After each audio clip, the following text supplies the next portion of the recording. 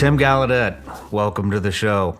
It's an honor to be here, Sean. Thank you for inviting me. It's an honor to have you here. So you kind of came on my radar. I've been looking around at some of the UAP, UFO stuff, and I've been hearing a lot about the water and how they possibly might be coming out of the water. There's been sightings, and so I've been looking for somebody to speak on that, and we ran across you, so thank you so much for being here. It's an honor to have you here as well.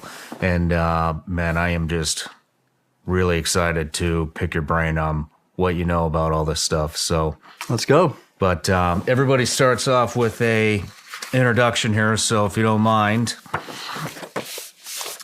Admiral Tim Gallaudet, American oceanographer, retired Rear Admiral in the United States Navy, formerly worked on the U.S. Department of Commerce as the Acting Undersecretary of Commerce for Oceans and Atmosphere, also Acting Administrator of the National Oceanic and Atmospheric Administration, the NOAA.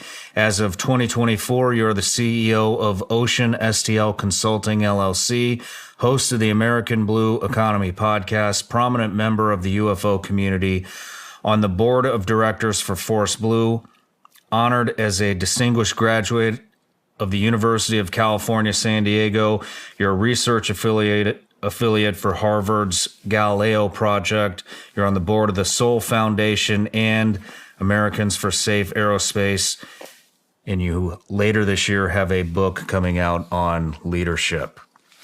There you go. That's some of the things. I'm sure I'm missing a handful of things. Anything in particular? No, that's all good. That's enough. That's enough. All right. Well, a couple things we got to crank out first. Everybody that comes on the show gets a gift. I've been waiting for this. There you go. Any guesses? Gummies? Hey. Good guess. Oh, how about that? There they are. Made in the USA. My youngest daughter, I'm going to be her favorite person. Really? Oh, yeah, she loves these. I'll give you some more for the ride home. Okay. Fantastic. Thanks.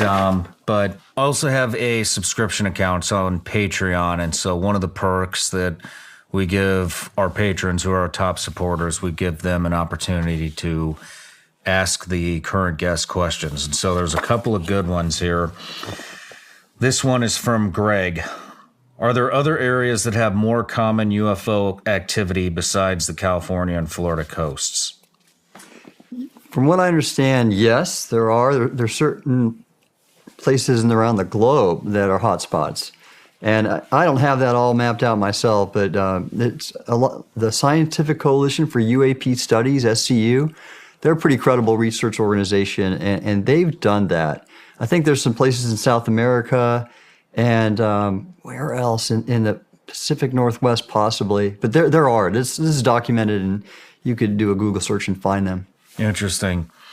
This is from Lester Dodson. What effects do underwater thermal vents and underwater volcanic activity have on ocean temperatures, ocean currents, and the overall world climate?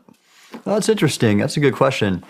I don't think hydrothermal vents are a major factor in changes in the climate, but they're very interesting scientifically because they hold a habitat that is super extreme, high temperatures, very toxic with metals and minerals, but organisms have evolved to live and thrive in those environments. And it's really interesting regarding this current topic because of UAP, because it's basically we already have aliens in our oceans when you go to those places. They're some of them don't have any. They're all white because they don't need any coloration since it's so dark down there. Giant clams, for example, and mussels, as well as other types of tube worms, and just really weird sea life. If you go and look at some hydrothermal vent imagery or expeditions, that I have friends who've done that. Wow. How deep are these?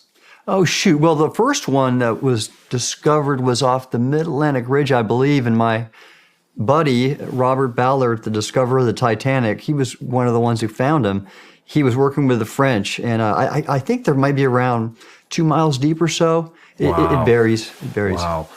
And then the last question, which actually we had kind of spoken about before we started rolling the cameras, but I have a lot of Patreons that patrons that are curious on your thoughts to the UFO whistleblower series that we did. I think it was right about a year ago. Right. That was a really compelling series. So I've been in this UAP topic for a little over about 2 years. And I initially, like Michael Herrera, the Marine, where he saw paramilitary forces from some agency, and that whole story, originally I would have dismissed that as, can't be, our government doesn't do that. But the more I'm learning and that's coming out, and I could talk about some examples, I wouldn't be surprised if there was credibility to that. Because, for example, there was a book out there by a guy named Greg Bishop called Project Beta. Have you ever heard of it? I haven't. This is a really good book right now. It's a Project Beta. Project Beta, and it's the subtitle is something like the story of Paul Benowitz and the evolution of the modern UFO myth. And what it's about is a civilian physicist who was on contract to work at for the Air Force, I believe, and ultimately he was one of these people who was a civilian researcher in the UAP in the New Mexico area where that's a hot spot, and the Air Force deliberately deceived him and exploited him, and even broke into his house to make him believe that there was going to be an imminent alien invasion, and he basically nearly went crazy, and the Air Force did that deliberately. And what? Yeah, yes. The book is really good to read too. You can read it like in a day. It's all happened. The main perpetrator in the Air Force is a guy named Richard Doty. He's quite well known in the UAP circles, and that's what he did. And I can see that happening right now. And we could talk about this later, but you know this DoD UFO office called AARO? Mm-hmm. So they recently released a report. Real quick, what does AARO stand for again? All Domain Anomaly Resolution Office. And their report was looking at the historical kind of story of U.S. government's UAP involvement. Congress directed them to do this report, and they basically didn't do their job. It was a lot of errors. They missed a lot.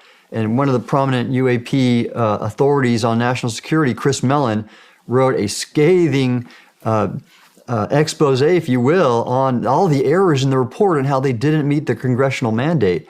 And when you read that, and you can tell they're obviously obfuscating. They are deliberately not saying what they know and saying things that are patently untrue in this report that Congress directed. And so Chris wrote a great article in the debrief about it and all the flaws. And when you put that together and look at that, you can just see that is active disinformation. They're not acknowledging what they know, and they're actually putting out false information. Why are they putting out false information? So this is really it makes sense if you worked in the government at a high level like me. The executive branch, the National Security Council, upon direction from the president, and the Department of Defense and the intelligence community, the Office of the Director of National Intelligence, they're the ones who could have the say.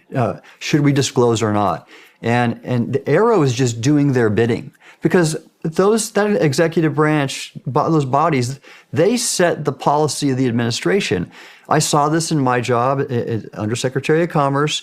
The Trump administration wanted to do certain things, and we did those things. We actually did a lot of good, and I could talk about that the press never gave us credit for. But that's how it flows. And this administration doesn't want to do that. So AARO is just the mouthpiece.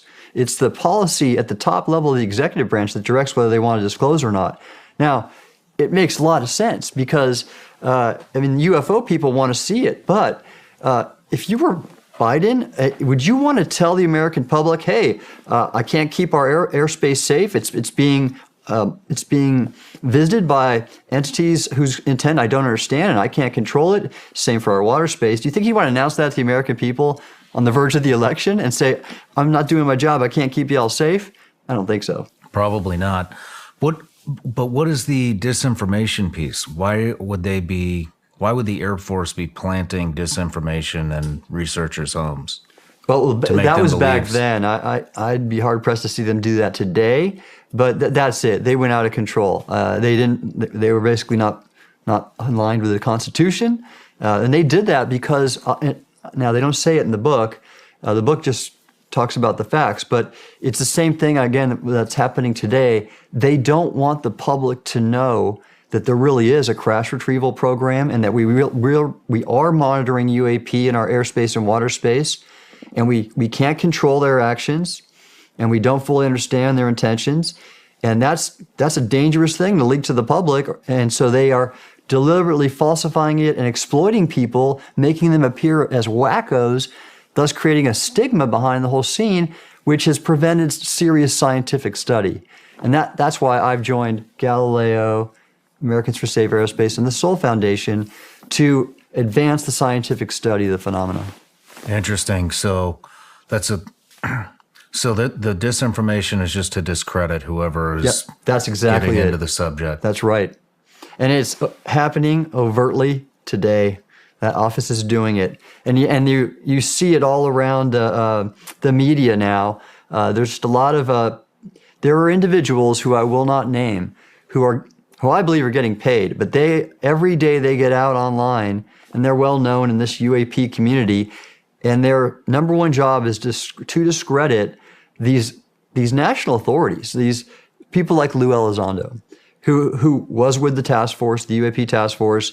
I've met and trust and know, and he is 100% who he says he is, and what he says he's seen and knows, I have total confidence in. People like him, he's an active target of people discrediting him, and others too.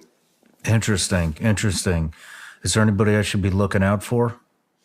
Gosh, I don't study this like other people do. Some people they really spend a lot of time on this. Yeah, I'll ask you I'm just not offline. going to name names because I don't know. I don't want to do that. Yeah, I understand. I'll ask you offline. Let's get into the Galileo project. yeah. That sounds fascinating. How did you get involved in that? Well, again, I had left the government, and so the background is this. One of my jobs in the Navy is I was the superintendent of the U.S. Naval Observatory in Washington, D.C. So it's known for two things. It's where the vice president lives. He lives in the house of the former superintendent. So I didn't get that house when I came in. The vice president was there. But also it's this unit that has historically been mapping the stars for the U.S. for the purpose of navigation. Ships of the age of sail, our original ships, the 6 frigates, they navigated using celestial navigation, and that's how evolved to modern day star mapping, which is used for satellite navigation. So consider this: if GPS tells you where it is, or you are, how does GPS know where it is, the constellation? They reference themselves to the stars in our galaxy that are relatively fixed because they're so far away. So that you create something called a celestial reference frame, and that is the coordinate system that satellites navigate off of precisely, and then therefore could tell you where you are. So we updated all the star positions. The universe was expanding, so we'd have to make new catalogs every so often. That's the observatory. Bottom line is that I got to know a lot of astrophysicists, and I learned a lot of cosmology, and I realized the universe is so giant, we'd be arrogant to think that we're the only species that's evolved to travel between celestial bodies. And so, we have 100 to 400 billion stars in the Milky Way galaxy, and there are over 100 billion galaxies in the observable universe.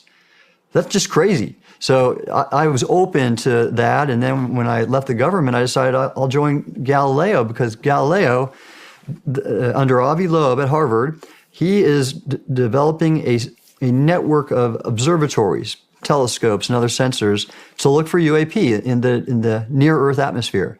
And so he's published on several books on this topic, and I love the way he thinks. Total scientific approach, and being an astronomer and understanding the scales that I just talked about in terms of space and time, 14 billion year old universe, you have to think, okay, in the Earth, we have evolved. We're pretty new on the scene. The Earth's been around for like 4 billion years, and we've only been humans on the scene for not even 1 million. And so we occupy the sliver of time in the whole scale of the Earth and the universe. And look how fast we've advanced in technology in the even tinier part of the last 100 years. You know, I've seen a lot during my time as a Navy SEAL and a CIA contractor, and I've learned even more hosting this show. The one thing I can tell you for sure is that it pays to be prepared. Right now, with our national debt surging to unfathomable levels, global tension rising, and the corruption and Edwin Hubble, I think, was the first to go somewhere else. that it pays to be prepared.com or call 855-936-GOLD. You'll get a free 2024 wealth protection kit from Goldco, plus you may qualify for up to $10,000 in bonus silver while supplies last. So go to SeanLikesGold.com or call 855-936-GOLD and get your bonus silver today. Once again, that's 855-936-GOLD or visit SeanLikesGold.com. Performance may vary. Consult with your tax attorney or financial professional before making an investment decision. So why couldn't an advanced technological civilization that evolved to go way past us and then maybe even died off millions of years ago somewhere else? So he's on this search to either find active UAP or the remnants of another technological civilization. When you think about those scales and the fact that, okay, there's life on this Earth, so we know that life can evolve on a planet. It's just myopic to think, why wouldn't it happen somewhere else in this giant universe? Yeah. You had mentioned just a minute ago that the universe is expanding. And I've been watching things on this, but how do we know it's expanding? Well, I won't go into the details here, but astronomers can see it in different signatures. I believe Edwin Hubble, I think, was the first astronomer to find evidence of that. And it's based on, it's not necessarily I think it's the thing they call redshift, where a certain spectrum of electromagnetic energy out in the universe has a feature to it like a Doppler shift. When you know a train's going by or you're going fast by something and you hear that change in frequency, I believe it's something like that. Don't quote me. I haven't done astronomy for a long time, but astronomers have been able to prove it conclusively. What do you think it's expanding into? Right. That's exactly it. And where'd it come from? There's this Big Bang that happened 14.6 billion years ago. Nobody knows what happened before that or what was there. I mean, what does that mean? Does it mean that... Is it creating space? Is there a wall? Yeah, is there an end? What's on the other side of it? I don't know. Exactly. And that's why when you think about that weirdness, then you start appreciating that other weirdness could be too, because again, we've only reached our understanding of modern physics in the last 100 years. What if we evolve and live and don't kill ourselves for another 1,000 or million years? What is the state of technology going to be like then? And that's why when we talk about where these things coming from, it could be anything. It could be from other dimensions that we just haven't learned the physics about, or again, from another part of the universe that we say, okay, we can't travel that fast based on the known laws of physics and the speed of light, but maybe we'll invent that and discover those physics sometime in the future. Wow. Man, it's fascinating. There's so much to cover here. Yeah, exactly. But let's start with a little bit of your Navy career. So you're an oceanographer in the Navy. What does an oceanographer do? Right. So I joined the Navy because I wanted to be an oceanographer. It wasn't because I wanted to join the Navy. My dad had been in, and I respected the service, of course, but my passion is in the ocean. And that's really why we're here, because we'll get into the UAP and the ocean later. But I grew up in Southern California. I love to swim and surf, and so I wanted to study the ocean. And so the Naval Academy had a great major, and they had a scholarship to this institution called Scripps Institution of Oceanography. And I wanted to go there and get it. I got that, and then I started doing that work in the Navy. And what it involves is basically knowing everything about the physical ocean and predicting it. Waves, currents, how the ocean structure affects acoustic propagation, which is the top consideration in undersea warfare, and finding and killing enemy submarines, and vice versa, not being killed by an enemy submarine. So that's what oceanographers do for the most part. I worked with your community, Navy Special Warfare, for a time because a lot of work with the SEAL delivered vehicles, for example, or anything like a special reconnaissance mission from offshore. The ton of work they do is dependent upon the ocean, wave heights, currents, temperature. All my SDV buddies would hype out on every mission, and I would never want to do that. My wife was a Navy diver, and it's funny because when I was at the Navy SEAL headquarters, I had a good buddy who had formerly been in the SDV teams, and he knew my wife, and they had these mutual conversations together whenever we had parties or whatnot, because my wife had been a Navy diver and Bruce had been a SDV operator, and they would always just talk about hating to be cold now after all those missions. But anyways, so just helping operators in any field, whether it be the surface Navy, submarine, SEALs, know the ocean and predict it so they can plan their missions more effectively. Then you went on, you were a flag officer at the Pentagon. Yeah. What were you doing there? Well, I was the oceanographer of the Navy. That's the top oceanographer and meteorologist and hydrographer, advising the Chief of Naval Operations on everything that my community of officers did for the Navy. So I was in charge of 6 of our oceanographic ships that are all around the world doing collecting ocean data and mapping the seafloor. So this is an interesting thing. You see these pictures of the Earth, and sometimes you'll see like Google Earth's ocean features, and you think the seafloor is all mapped. And the fact is it's not. We've not even mapped 25% of the world's seafloor to a modern standard, meaning multi-beam sonar and GPS navigation. That's 75% of the Earth's seafloor is basically uncharted territory. And it's even crazier for the volume of the ocean. Barely 5% of the ocean volume has ever been explored with a remotely operated vehicle. 5%? 5%, yeah. So like that much volume, we don't even know what's out there. So so I did that for the Navy in the Pentagon, and after I left, I did that at this U.S. agency, which was a U.S. top ocean agency, the National Oceanic and Atmospheric Administration. And then, since I've left, I'm just consulting for some companies that do that kind of work, ocean tech, weather tech, some other things. Yeah. So there's another thing about this underwater feature off SoCal that I want to dive an ROV on. What happened is I wanted to get a better look at it, and I happen to know this very famous explorer.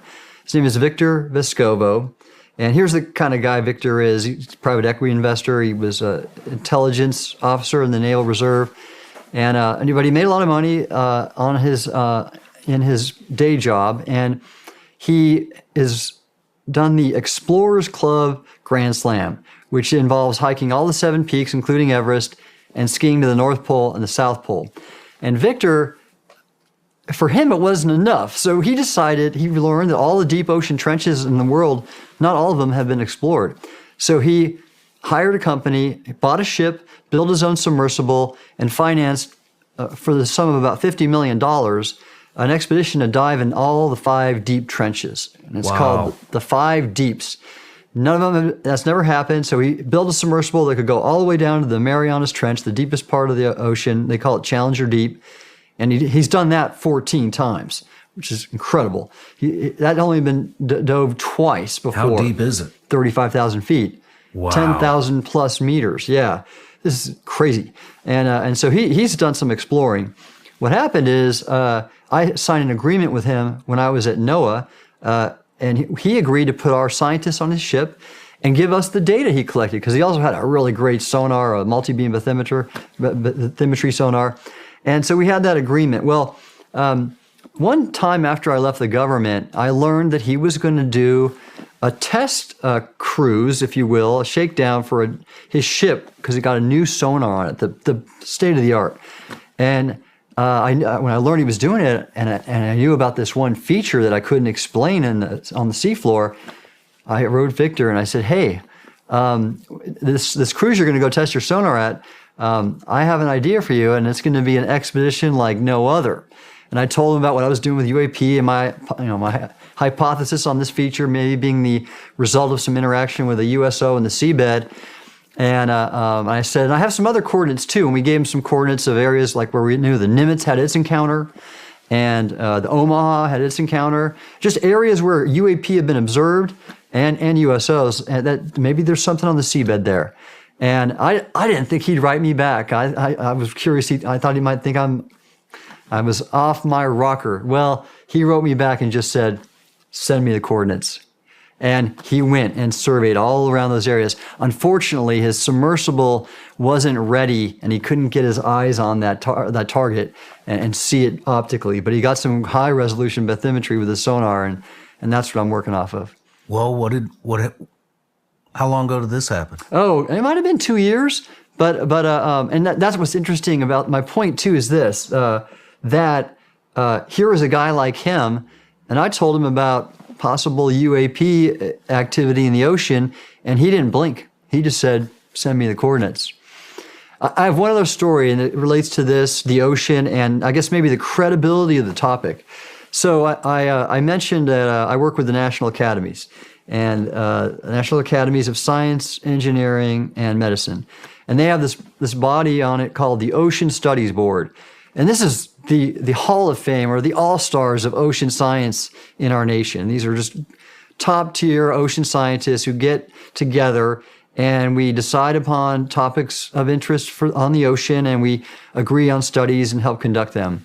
And things like the illegal fishing issue I talked about, ocean plastics, you name it. Well, I went to them and I pulled together all my info about what Congress had done, the DoD is doing, and NASA has a study team, and I recommended that we get together and do a survey of all the government data sets, ocean data sets, and just look for anomalous activity and see if there are areas where we know it occurs and that just haven't been looked at, because remember I mentioned it's not necessarily the topic or target of most ocean research expeditions. So maybe it's in the data and no one even thought about calling it out. Well, I wasn't sure what they'd say, and they did not laugh me out of the room. They actually said, wow, that's interesting, Tim. Maybe you should look into it, but you probably want to include all the classified data sources too, and we don't do that. The group that does that at the academies is the Naval Studies Board. Ah, okay. So that was great, because that was familiar territory for me, because I briefed the Naval Studies Board multiple times on different issues, the Naval Studies Board. And so I went to the chair, who happens to be retired 4-star Admiral Gary Roughead, former Chief of Naval Operations when I was in the Pentagon as a 1-star, and my boss. So I knew him, or pardon me, I was a captain at the time. So he's my boss's boss, and I've briefed him before. So I go to him and I say, we have a Zoom meeting. I tell him about all this UAP research that's going on by credible institutions and the government. And he thought, Tim, that is something we should be doing. He said, not only because if we have things in our water space that we don't know about, we should. And he said, but also, this is going to help us know a lot more about the ocean. And I remember I talked about knowing more about the ocean is going to help us with China. And he said, we need to know more about the ocean for that very reason, to be better than them. So two purposes he thought we could achieve with that. So where I am with this is that now I have to, they need government funding. They need a government sponsor to say, hey, Naval Studies Board, do this for us, and we'll pay you this much. And so I now have to go back to the government, unfortunately, either the Office of Naval Intelligence, my former command, the Naval Oceanographic Office that I was in charge of, or NOAA, and see if they'll want to do a study. I asked NOAA, and they already said, no, we have too many other things on our plate, not interested. I don't see the DoD or Office of Naval Intelligence doing the same, again, because of the non-disclosure policy currently that exists in the executive branch, but I'm still gonna ask and still gonna try. Well, I can't wait to see what you come up with. We'll see what happens. What was it that, how did you get involved in this whole UFO, UAP thing? Right. So I've said this story before, but it's worth going at again. First off, as I mentioned, I was a superintendent of the Naval Observatory, so I understood how big the universe was, and I was open-minded to that there could be other life outside of the Earth. And then, as a 1-star, I had actually 2 jobs. I had a Pentagon job, And then I also was an operational commander. So there's a 1-star job in Stennis Space Center, Mississippi, called the Commander of the Navy Meteorology and Oceanography Command. And that's all the folks that did what I did. So there's enlisted aerographers that do weather forecasting on aircraft carriers and shore stations. And there's other folks that, again, advise for anti-submarine warfare. And so all these, about 3,000 people, civilians and uniformed, do things like ocean mapping, weather forecasting, ocean forecasting, and I was in charge of them all. And so I'm in my office that one day, so I was splitting time between the Pentagon and DC and this office in Stennis. And one day I get this email on the Navy's secret network, SIPRNet. And it's from my boss's operation officer. I was reporting to a 4-star admiral, U.S. Fleet Forces Command. His operations officer was a 2-star. And the email was sent to all the subordinate commanders. This is at least 20 flags and SESs. All the deputies are copied on it. And the title of it is Urgent Safety of Flight Issue, all caps. And the body of the email said, if any of you know what these are, tell me ASAP. We are having numerous near midair collisions. And if we don't stop it, we're going to have to cancel the exercise. And attached to the video was the now famous leaked Go Fast video. You know it, don't you? Yes. Yeah. Okay. So the UAP, F-18 pilots captured video of this UAP zorching over the water. There's no flight control surfaces or propulsion means that are visible. It's just a little round sphere. And then the pilots are all going crazy. And other videos have mentioned how there were multiple ones out there. And I knew right then and there that was not ours. We don't have technology like that. I was read into a lot of SAPs, to the best of my knowledge, and we would never do that in a training range. Especially aircraft carrier workups are so compressed. They have to do all these things. The pilot's got to get certified. They got to land so many times on the carrier. They got to do all these things and certify to go deploy. So throwing out advanced technology in a training range during a pre-deployment workup just doesn't happen. I mean, people will get fired.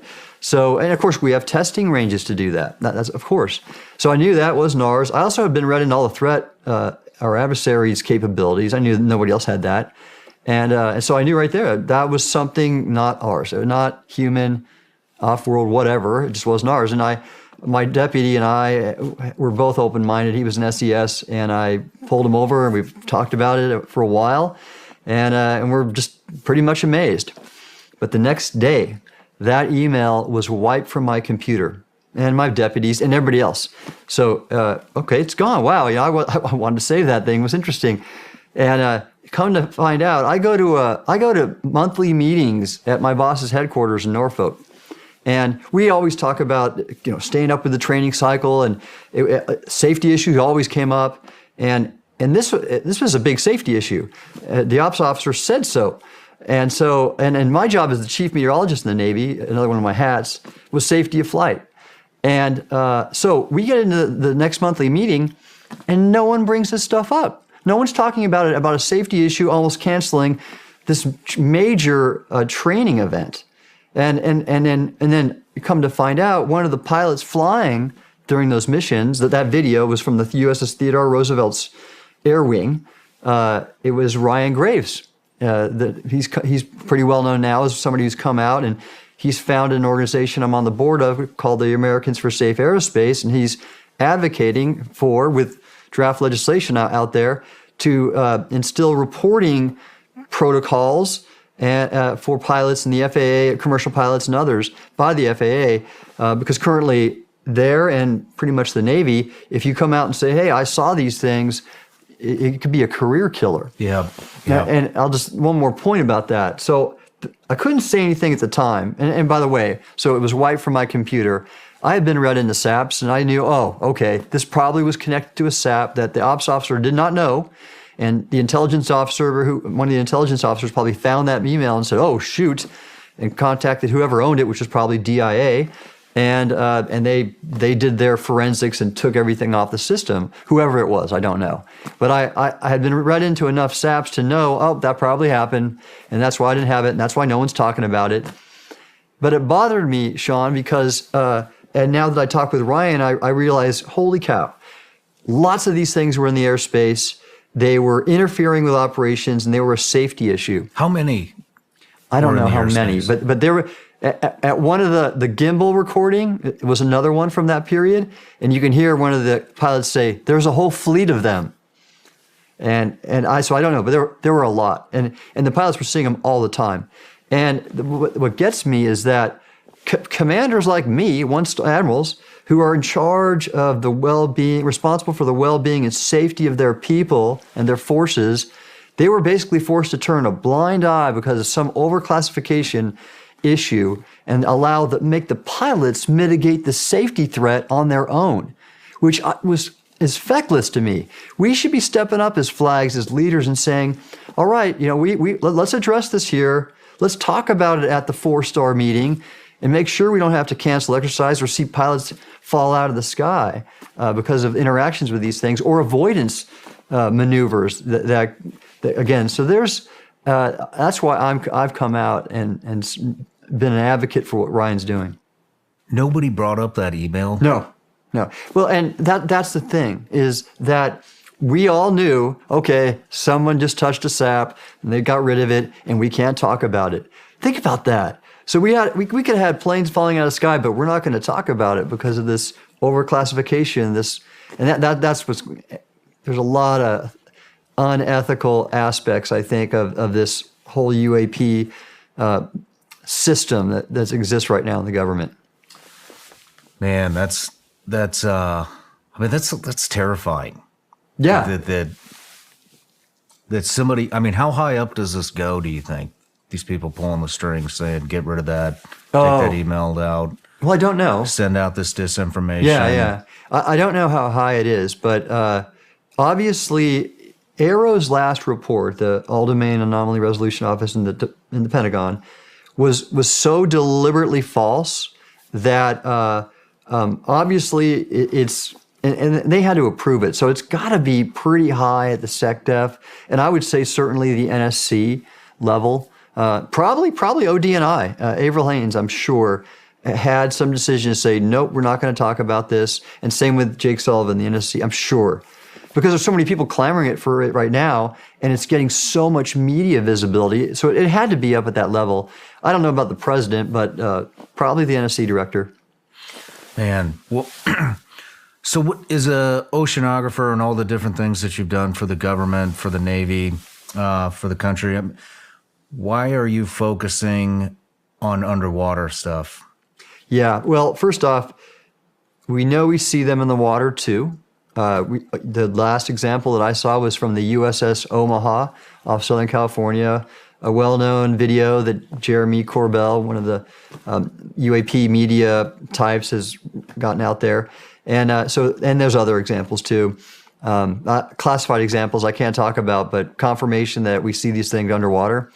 And I can tell a story about a submarine officer who came out to me too. But so we know they're in the water, and that's my thing. I've done a whole career of ocean science, and so it's what I know, and it's who my network is.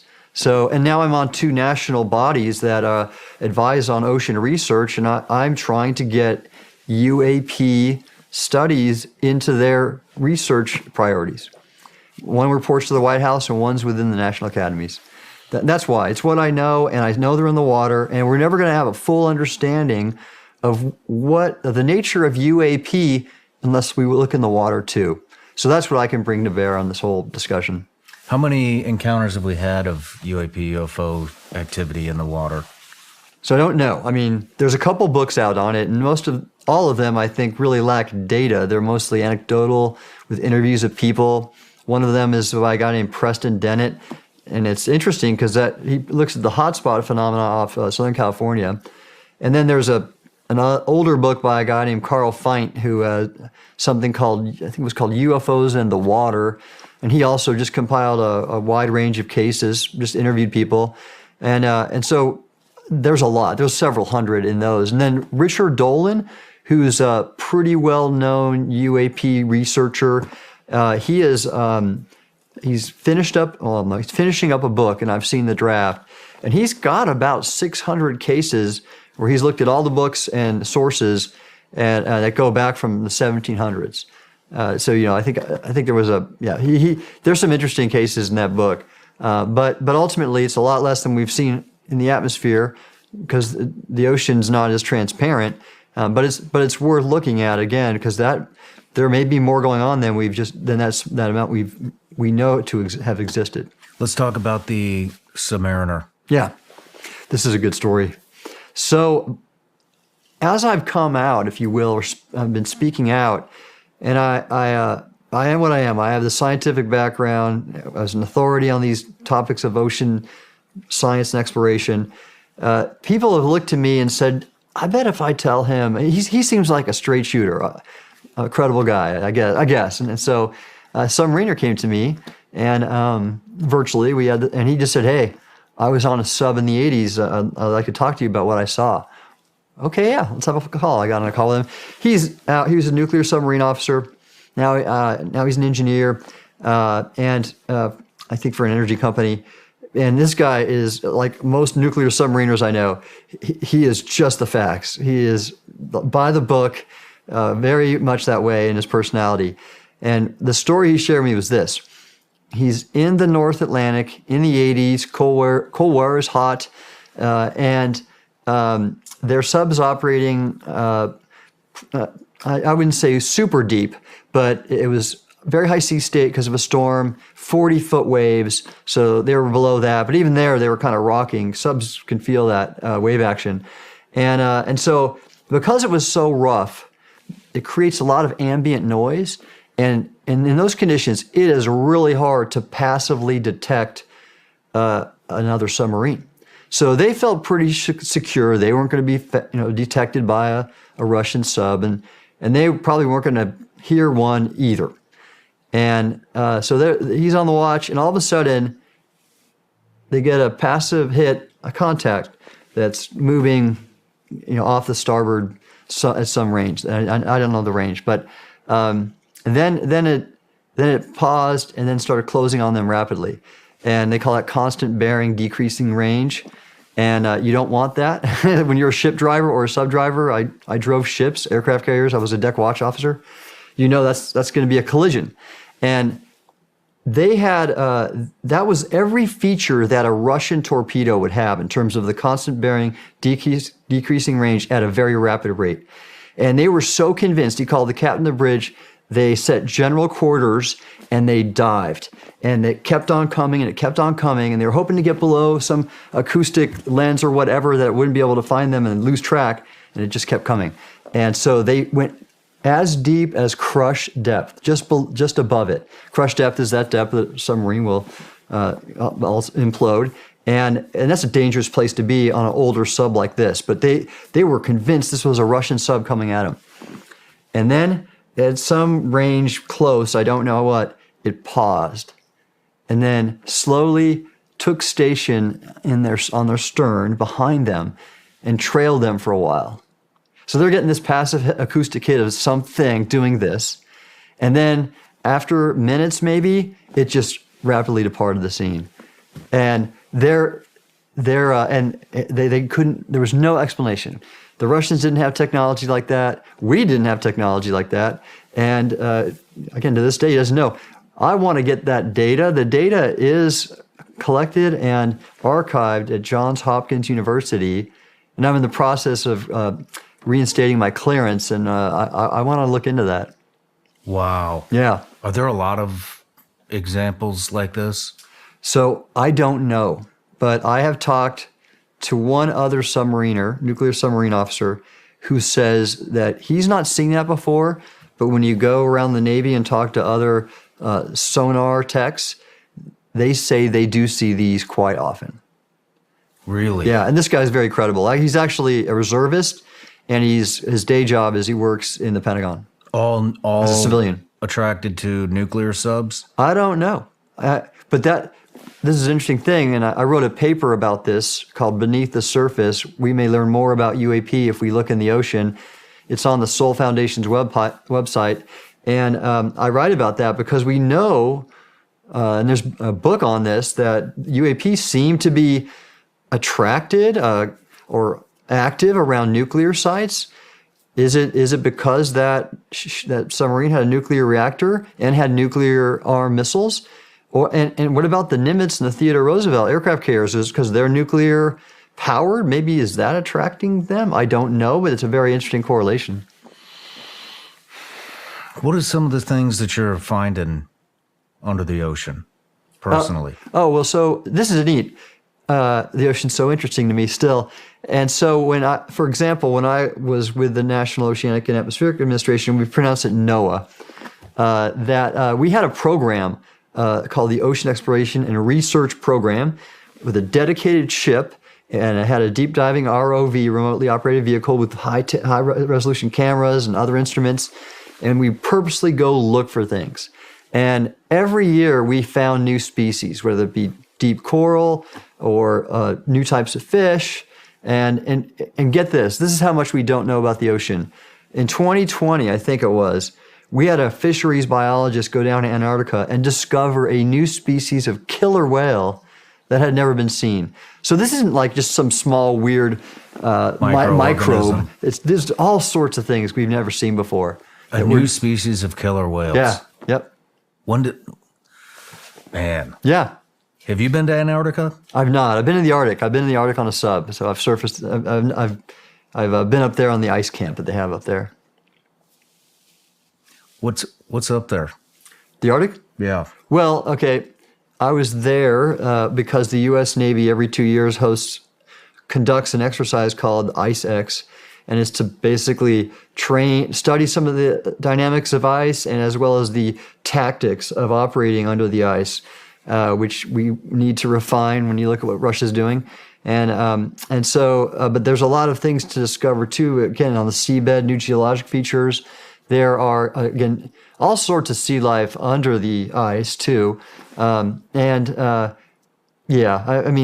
we could talk about a million things about what's in the ocean.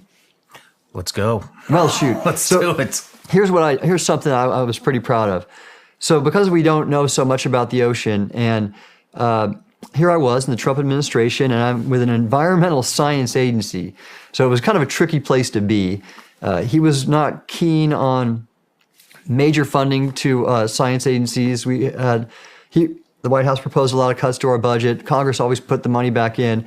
But we were looking for good ways to show leadership and advance the ocean that would appeal to his administration. And so one of the things I led was a national strategy to map and explore the ocean, or the U.S. ocean, which is our exclusive economic zone. And the White House approved it, and we put together a plan, a team, and it's still being executed. And so we didn't even know only about 40% of the seafloor in the U.S. had been mapped, and now we're getting near 50. And why that matters is, first of all, submarine navigation, or navigation, period, ships. Submarines, too. We had two submarines. One was the USS San Francisco in the early 2000s, and then later the USS Connecticut in the early 2020s. Both collide with undersea seamounts, sustained major damage, hundreds of millions of dollars. In the San Francisco's case, one sailor was killed because of just 35 knots, boom, and he sustained a head injury. And that's how much we don't know about the ocean and why we need to do it. And I even wrote an article about the fact that China is mapping and exploring the ocean heavily in the Western Pacific. And if they know the ocean better than us, we're going to have a hard time with them. You know, think about this. High ground in ground warfare provides a tactical advantage, right? And the ocean has a high ground too. If you know the acoustic properties and the seabed well, then you can use that to your advantage in predicting the acoustic and optical paths of sensors and avoid counter detection and maximize your ability to detect the adversary. So you need to know the ocean just like you need to know terrain in your old line of work. Mm-hmm. And so that's it. So getting a better feel for what we know, it matters for national security, and it matters for a lot of cool science. We have some of the the best managed fisheries in the world in the U.S., especially in Alaska. And we need to understand the nature of the fish, where they're moving into certain places. We need to understand what their habitat is like, so we know where they'll be and we don't overfish them. There's all sorts of reasons to map and explore the ocean, and those are just a few. Yeah. What are some of the things you've encountered? So there's some other interesting ocean things I've seen and done. And a lot of this is credit. I give credit to my wife, Karen, who was a Navy diver doing salvage. She was a diving officer. She's recovered aircraft from the floor of the Mediterranean, the seafloor, and done some hard stuff. She's my inspiration, and she's the reason actually I even speak up about UAP. I had no idea. I had no intention of doing it, and she just said, "Tim, you've done some things. You have a voice. Why don't you do it? Why don't you go contact Avi?" And so I give her that credit. But also because she was a former Navy diver, and we met getting our graduate degrees in oceanography at Scripps, that's just what we do now as a family. We do ocean stuff. And so I joined her. We did a week-long cage diving expedition off Guadalupe Island with great white sharks. Oh, man. Oh, how was that? It was amazing. And this is amazing. Yeah. Well, it was. There's so much to say about it. But the neat thing that I was proud of is it wasn't just some adventure tourism deal. I actually found the people who do it through my old agency, NOAA. One of the women who worked at our Fisheries Science Center in San Diego, she had a nonprofit job doing marine scientific research, investigating specifically great white sharks. And this was part of a 20-year time series where the scientists had been photo-identifying individuals in the population by the markings on the side of their body, because they're kind of dark on the top, blue, and then they're light white on the bottom, and it's like a zebra. They have it's unique to each individual, the pattern, and so they had been photo IDing all the individuals, and it's a really important scientific endeavor because the apex predators in a population, if you can understand their health, certainly at an individual level, you'll have a very good indicator of what the entire ecosystem's doing. And so we went down there, we took our GoPro data, and they downloaded it and used our data. But it was also just extraordinary. These animals are as big as buses. Of course, they're like weapons with their teeth, and they're interesting. I remember we had a day travel from Ensenada, and we had 3 days of diving, and a day travel back. And I remember thinking on the way out, we're going to have 3 days in the water. I'm probably going to get bored after the first day. I'm going to see the same stuff all the time. No way. Now I know. Because these animals are coming right up to you, and they're just doing what they do in the wild, and they're majestic and beautiful. But now I know why bungee jumpers do what they do, because I just wanted to get in the water like constantly and see those things. They're never disappointing. Man. Yeah, that was a good show. Was that pure pleasure, or were you down there to study? I was there, again, for that nonprofit to help with their scientific study of the animals. Yeah. So I had to pay for it, but it was a contribution to that science institute. Cool. Marine Conservation Science International is what they're called, MCSI. Interestingly, and I didn't know this back then, I wish I did, but that's Guadalupe Island off Baja California is a hotspot for UAP. Is it really? All the fishermen around there, they see them all the time. Yeah, you Google that and you get tons of hits. When I first started this whole podcasting thing, an online store was about as far from my mind as you can get. And now, most of you already know this, but I'm selling Vigilance Elite gummy bears online. We actually have an entire merch collection that's coming soon. And let me tell you, it is so easy because I'm using a platform that is extremely user-friendly, and that's Shopify. Shopify is the global commerce platform that helps you sell at every stage of your business. What I really like about Shopify is it prompts you all the things that you want to do with your web store, like connect your social media accounts, write blog posts, just have a blog in general. They're all scuba certified. We've been fast. And now, the smartest way to hire. So that was one. And then thankfully, Karen and I now, we just, again, we take our girls, they're all scuba certified. We've been free diving with bull sharks off Florida. We've been scuba diving with Caribbean reef sharks off in the Bahamas. And then just recently, Galapagos Island and hammerheads. Very cool. Which is Very great. cool. Yeah. So this is and our next trip is to Fiji and the Republic of Palau to do some diving. And we were in Palau last and saw some really magnificent black tip reef sharks up close and personal. So that's what we do for fun. What are some of the things you've encountered as an oceanographer that you know? So here you go. When I was keep you up at night. Oh, keep me up at night. The nature of the ocean doesn't keep me up at night. It's our adversaries who want to exploit the ocean to harm us or our allies. For example, Chinese illegal fishing is destroying economies all around the world, especially in Pacific Island countries. I wouldn't say it keeps me up at night, but it is a big issue that even our DoD, the Navy, is working to combat with the Coast Guard. There's a funny thing about that question, Sean. So I served in the same administration as Secretary Mattis when he was the Secretary of Defense. Great guy. That was one of the questions he answered early on in his tenure as SecDef. Someone said, "What keeps you up at night?" And he said, "Nothing keeps me up at night. I keep other people up at night."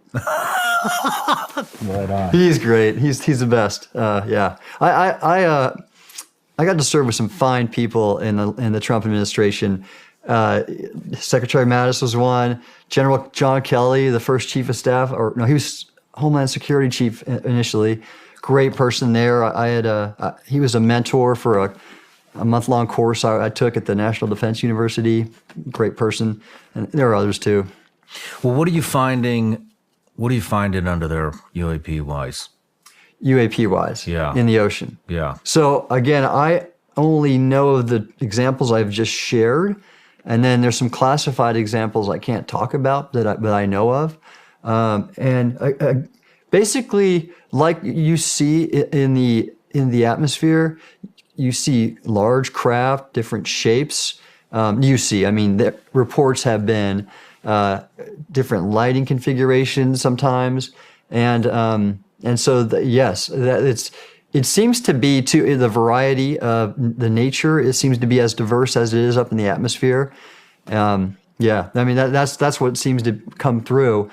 And again, if we've seen so much through the published literature and then the documented accounts recently, then there may be not just maybe the tip of the iceberg.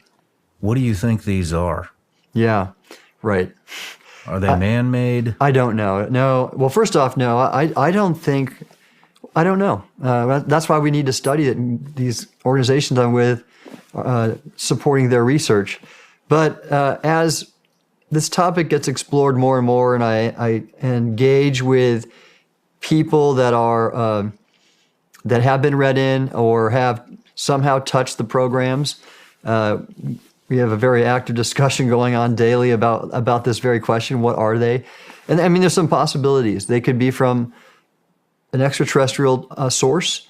Again, we don't know the physics on how that could be. Some people have speculated an interdimensional origin, which I don't understand either. But again, since we really don't know all there is about physics, possibly there's something there. And then there's a really interesting theory and I'll encourage your listeners to check it out. There's an article in The Debrief from early this year, 2024, by a guy named Bernardo Kastrup, and it's a really well-written essay where he speculates that, well, all right, what's the most likely source? Well, if intergalactic travel is not possible, then it could be that these things originated before we evolved, before life as we know it evolved. So they think there's a period around 750 million years ago where, due to the recycling of the continents, if you will, that there's no fossil evidence for. And so there's a period a billion years ago or more that we just don't have any fossil evidence of. And he conjectures that possibly an advanced technology civilization evolved, And that's not a stretch when you think we're an advanced technology civilization, I think, kind of, and we've evolved. We're here now. So if you know we can do that, then go back even 1 billion years and perhaps that could have happened. And when they saw things getting dicey because there's so many cataclysms that have happened. You look at the dinosaurs and the asteroid that wiped off a large portion of the Earth. There have been other extinction events, and then less cataclysmic, but even severe, like about 12,000 years ago. This climatic period called the Younger Dryas, where the Earth's temperature dropped a lot, and you can see evidence of that in geology and so that was an event where a large part of the Earth's life was exterminated.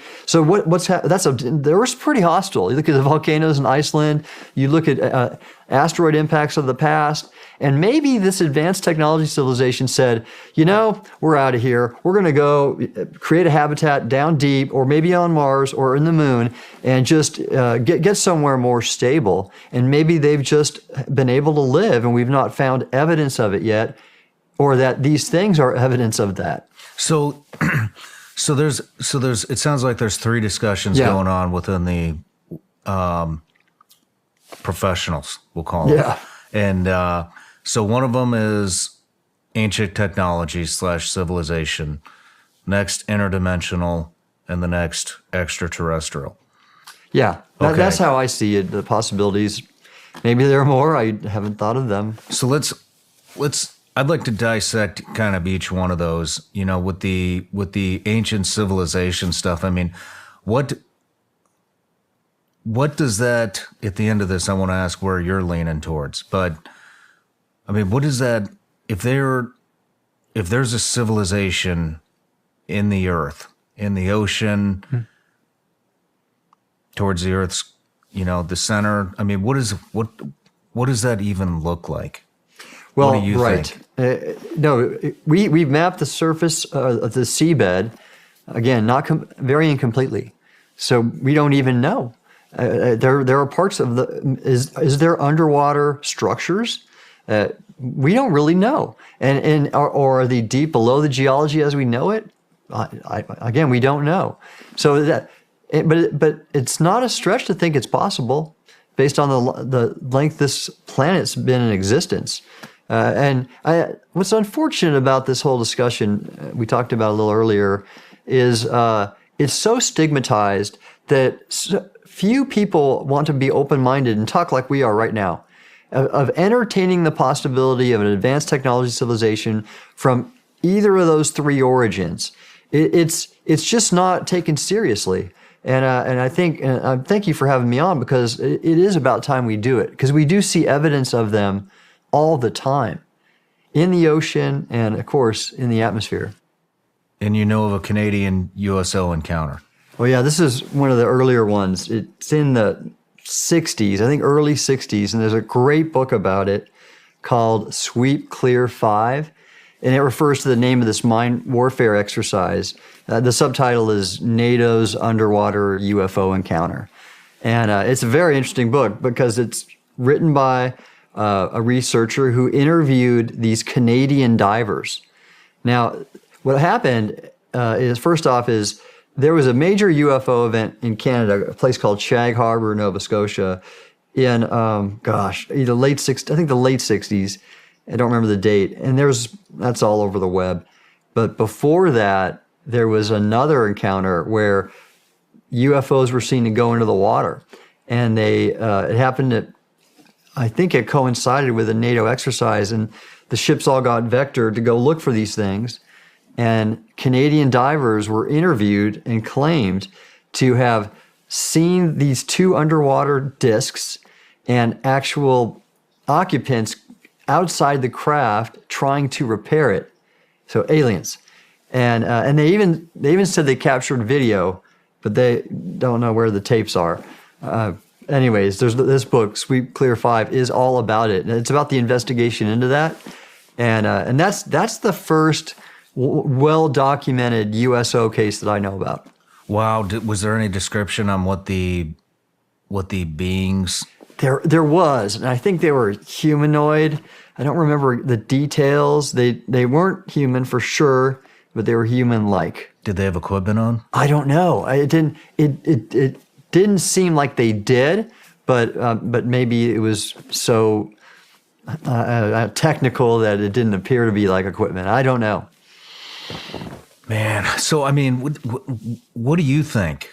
If we're on this we're going through 3 discussions, and if it wasn't advanced civilization that's living under the surface of the earth, whether it's in the ocean or somewhere else, I mean, how long? I mean, well, here there's just so many questions. I know. I don't know, but I do know this, and this is why I like the Galileo project, because Avi Loeb articulates this so well.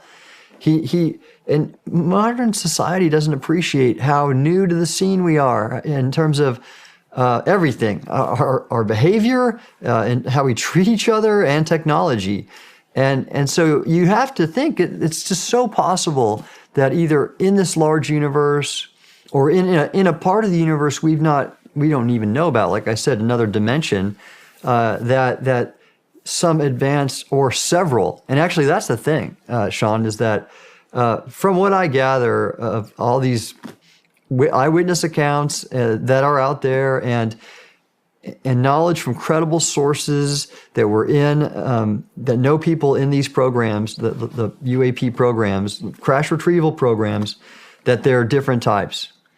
And I mean, in fact, what's very interesting too, just today, again, I mentioned Chris Mellon. He was a former DASD, Deputy Assistant Secretary of Defense for Intelligence. So he was up there, and he knows what he's talking about, and he's been in this field for some time. He on his Substack page, account, whatever you call it, today, April 23rd, he published an article, and he had a screenshot of a signal discussion with someone who had known people in that crash retrieval program. And he said that he was very credible, didn't want to let his name out, but the person acknowledged that there was an active crash retrieval program, and that there was an Air Force gatekeeper at the SES level for it, and so there was this discussion that he published today, and he wrote a nice article about it. Basically, and what's so good about Chris, he doesn't say what he doesn't know. He says what he knows. He doesn't speculate, and he doesn't reveal sources that don't want to be revealed. And so he said, here's the discussion we had. This person was senior in the government, and I'm not going to reveal his name, but he said he was aware of these programs. Wasn't read into them, but was aware and knew people who were. And so he's just putting that out there. Again, doing it because there's such an active disinformation campaign that that office, Arrow, is a part of to discredit anybody who brings forth this information. And again, the highest level, the NSC, obviously, the ODNI, they don't want this information out. Now, it's worth talking about that for a little bit. Why am I coming out now if the government is doing the best thing and doesn't want the information out? And so I think they're wrong on this case. And so do my colleagues like Chris and Lou Elizondo, that at some level we should, yes, not let advanced technology come out to the public, because we don't want our adversaries getting the upper hand. Of course not. But the knowledge that we're being visited and can't secure our own water space and airspace, and that this could be something more of a global security nature, and it demands thoughtful public policy, and the public should have a part of that fact that we're being visited, and it's something that every nation is dealing with. That's something I think does not benefit us by trying to cover up. And in my personal opinion, the Arrow report was so inartful and flawed and full of errors that it makes me wonder, are we that clumsy and inefficient and ineffective in other counterintelligence endeavors? I sure hope not. I hope we're not failing that badly when we're trying to perform the same kind of activity regarding Chinese, and Russian intelligence services. How many? I mean, are there a lot of countries that are digging into this? Or are we? There are, and now I don't know of all of them, but I've had, for example, I was just contacted by an Italian researcher who has, like me, decided to focus on the underwater UAP, and he's been doing it for 20 years perhaps, and was a colleague of this guy Carl Feint, who wrote that original book, UFOs in the Water. And so there's that. This Soul Foundation group has just brought on a European on their board. His name is Jonathan Berta, and he's neat because he's a technology guy. He's an industry. He's got his own company, and here's how his company got started. I think they do aerial drones, and I think it was in France that they were seeing all these UAPs around their nuclear sites, and they contracted his company to fly drones to observe them. That's how he kind of launched his company, and he's doing quite well. But he's one of these open-minded people, and so he brings in an international perspective to the Soul Foundation. In addition to Peter Skafish, who's the other lead, and he's got a humanities background. I think it's a socio-cultural anthropology, and then you have Gary Nolan, who's got a material science and biomedical expertise, and he brings that hard science to the Soul Foundation. Interesting. Let's get back to the underwater stuff. I want to know what else are you seeing? I mean, with your current research, what are you currently working on under there? Well, I'm not an active investigator. I don't have a ship. I don't have the money to fund an expedition. Now, there's a couple things that I have been involved with. For example, the Galileo project. And this isn't too out there, but it's part of the whole phenomena, if you will, and field that is worth pursuing. So Galileo is looking to discover remnants of ancient civilizations, extraterrestrial technology civilizations, or active ones that are in our world observing us. So he's setting up this strictly outside of Earth. Well, kind of. So he's got telescopes that are looking at the near-Earth atmosphere. Okay. And so wherever they come from. So it doesn't matter where their origin. He just wants to scientifically study them better. But here's something cool. So he studied the very first known interstellar object to impact the planet. So it was in a catalog of, I think, asteroids or objects like that I forgot who maintained it. But basically, he got some data, looked at it. It had been gathered, I think it was collected on what appeared to be a meteorite, impact the Earth over the ocean off Papua New Guinea, the Bismarck Sea. And so he had data on this. And when he looked hard at the data, he realized that this thing, its impact was not like others. We know from Space Force data that it's got an it's outside the solar system. It's an interstellar origin, just based on its trajectory.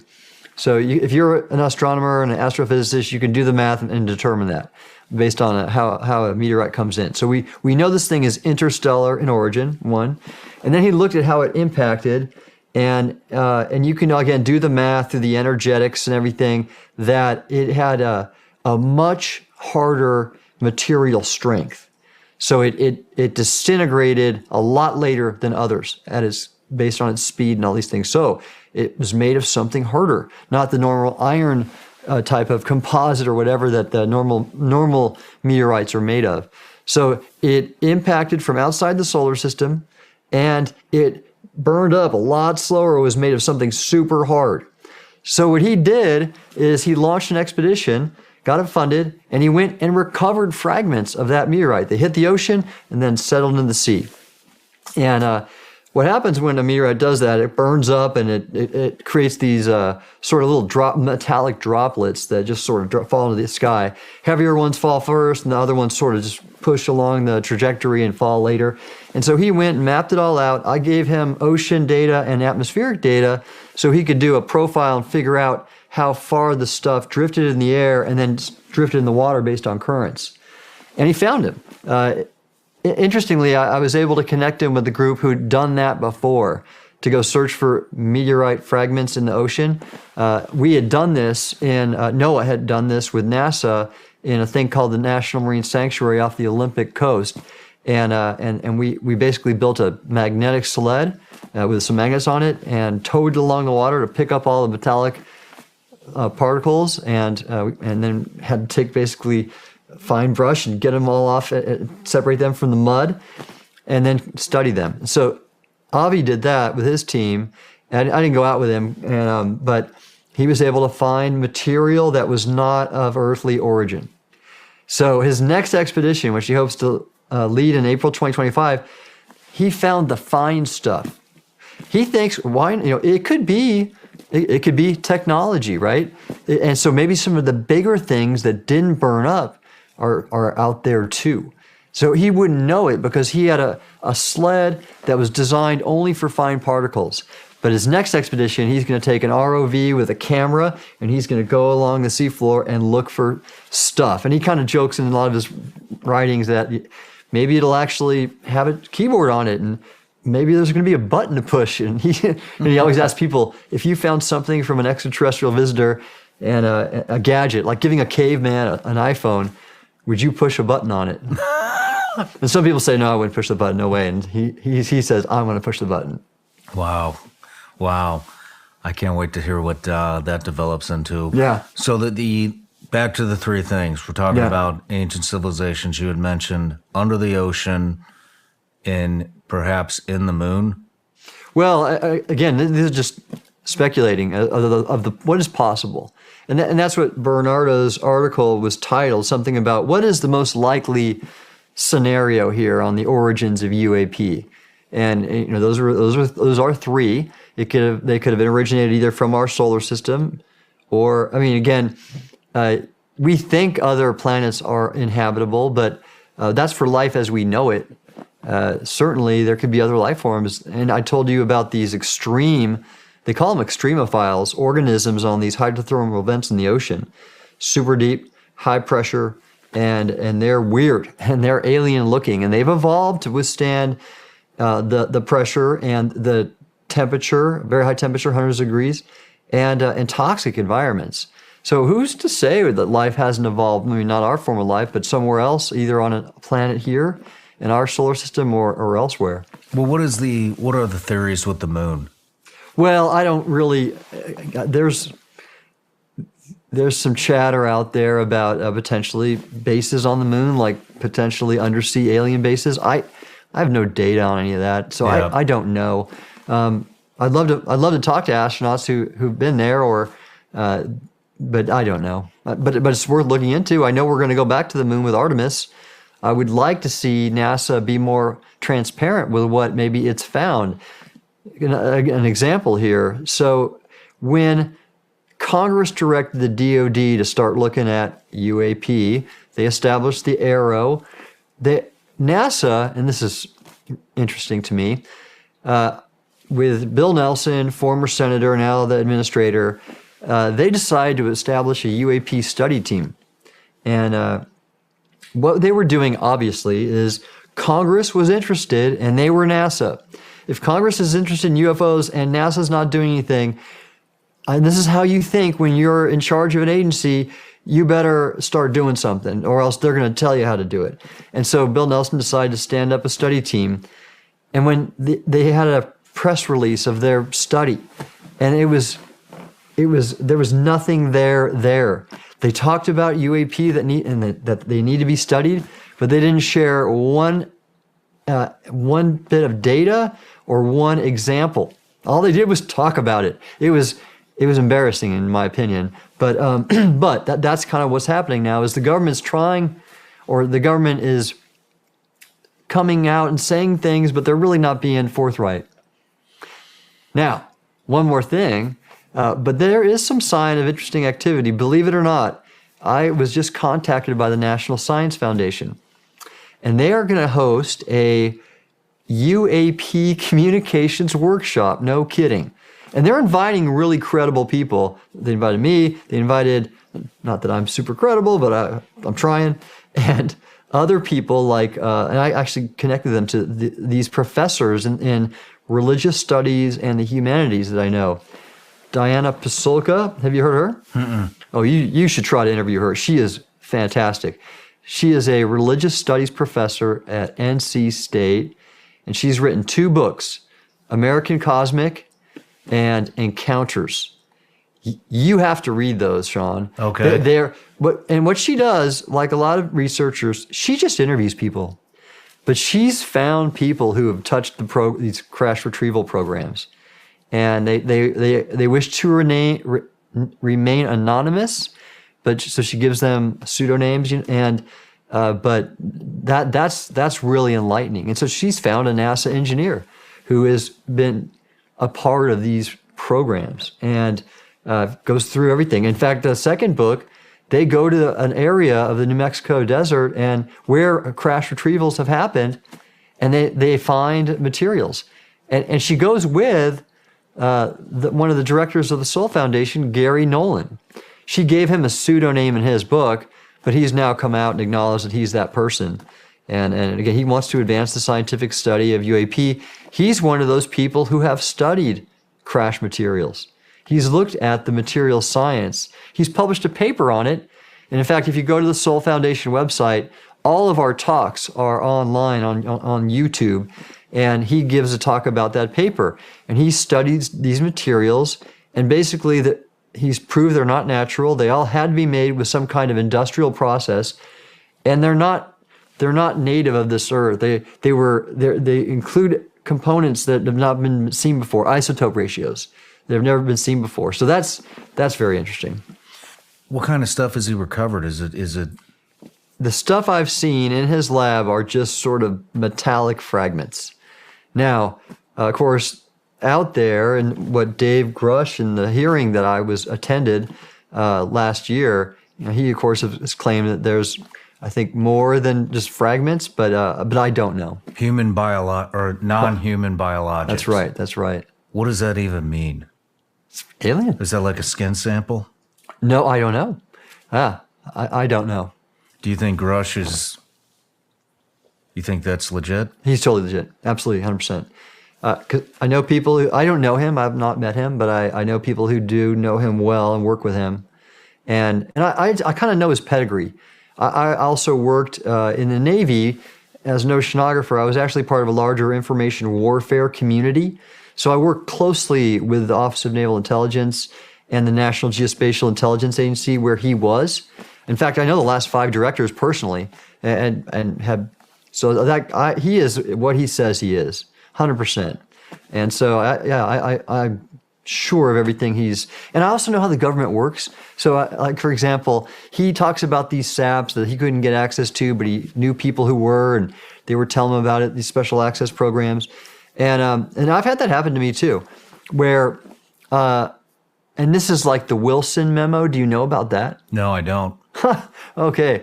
I never thought I'd be so well versed in UAP lore to someone like you. But here we go. The Wilson memo is something, I forgot how it was leaked, but a physicist named Eric Davis, who was supposedly in the program, the UAP retrieval program, I don't know for sure, but he drafted a memo that got leaked, and it was a memo recording his interview with Admiral Wilson, who had a top intel job, and he was complaining that he heard about a UAP retrieval program in this memo, and this is the interview that he transcribed, Davis transcribed, and he was complaining that he couldn't get access to it because he didn't have a need to know. And when I read that, it reminded me of me, because here I was, a 1-star. I had my people were working with technology under a certain SAP, and I wanted to learn about that more so I could make better decisions for my people. And I had the SAP control officer say, no, sir, you don't have a need to know. And I thought that was BS. Here I am. I'm responsible for their well-being. I got to make sure they have all they need. If they're using something, this is totally in my right to, because I am responsible for their outcomes and their well-being, to know what they're working with. Oh no. What if it was hazardous to their health? Nope, you don't need to know, sir. So that's what Grush was talking about, that these people running the crash retrieval program they're leaving Congress in the dark, and they're not letting others with authority and responsibility know either. And that gets down to being illegal. I mean, it sounds like a rogue entity. Totally. I mean, who would be running that? Exactly. That's not how our government's supposed to work. That's not according to the Constitution as I know it. Is it government? Well, I don't know. But again, the most recent article from Chris Mellon today, I believe there is some Air Force oversight. I've also heard that there are contractors involved, big defense contractors, who, of course, have an interest in not letting that technology get out because they don't want to have to compete to use it. They want to have that exclusive right. So I believe that's going on. I don't know for sure. Let's go into the interdimensional stuff. What do you know about that? So I don't know anything. You don't know anything. I really don't. I mean, this is all people theorizing. I know there's a lot of math out there that can characterize multiple dimensions. And string theory is one of them. And it's funny because Avi Loeb just thinks string theorists are worthless because he doesn't think there's no evidence. He's about, okay, show me the data. If there are other dimensions, I want to see the data. And that's kind of like Grush. Grush he said no one's seen the alien bodies yet, but now I have another story if you want to get into that. There's a well-known UAP legend out there on Nixon and Jackie Gleason. Do you know about that? Here I am again. I never thought I'd be such a wealth of UAP stories. Okay, so Jackie Gleason was friends with Nixon, and he was kind of a UFO nut for some reason. And this has just come out, you can Google it, that there's some legend that before Nixon left office, he went with Gleason to an Air Force base in the South, and he showed him what was supposed to be a UFO with aliens, like in some warehouse. Aliens that had perished in some kind of crash. Now, this is the legend, right? Okay. Interestingly, I'm fishing in Key West last year, and my guide was pretty interested in this topic, and he connected me to another fisherman who I had a nice call with, and he's been interviewed on this publicly. His name is Mark Croca, and Mark has been seeing UAP in the skies off the Keys for over 10 years, and like big lighted cylindrical type objects that are clearly not U.S. aircraft. And he's actually seen jets from, I believe, the Florida Air Force Base down there sortie after these things, or scramble. So Mark and I talked about it. He's seen these often, and he shared with me about this Jackie Gleason thing because he said when he was a kid, he worked as an assistant or janitor in this clubhouse in Florida that Jackie Gleason used to golf at, and his wife.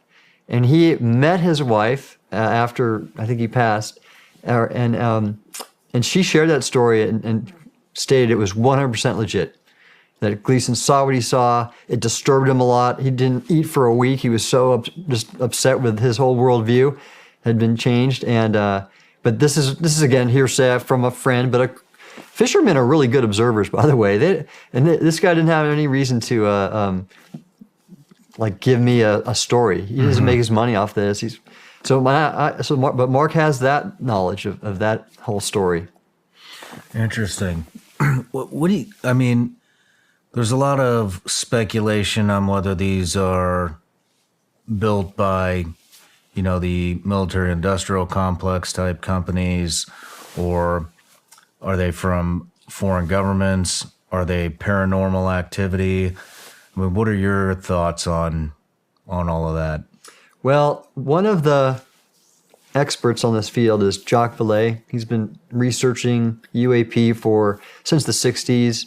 He's just the expert, and I like his thinking. So I don't know. I'm not sure. I'm still new to this whole field, but I like his thinking on it. And he gives a really good talk at the Soul Foundation symposium. He gave one, and it's online. And he just characterized the fact that they are real. People have real experiences.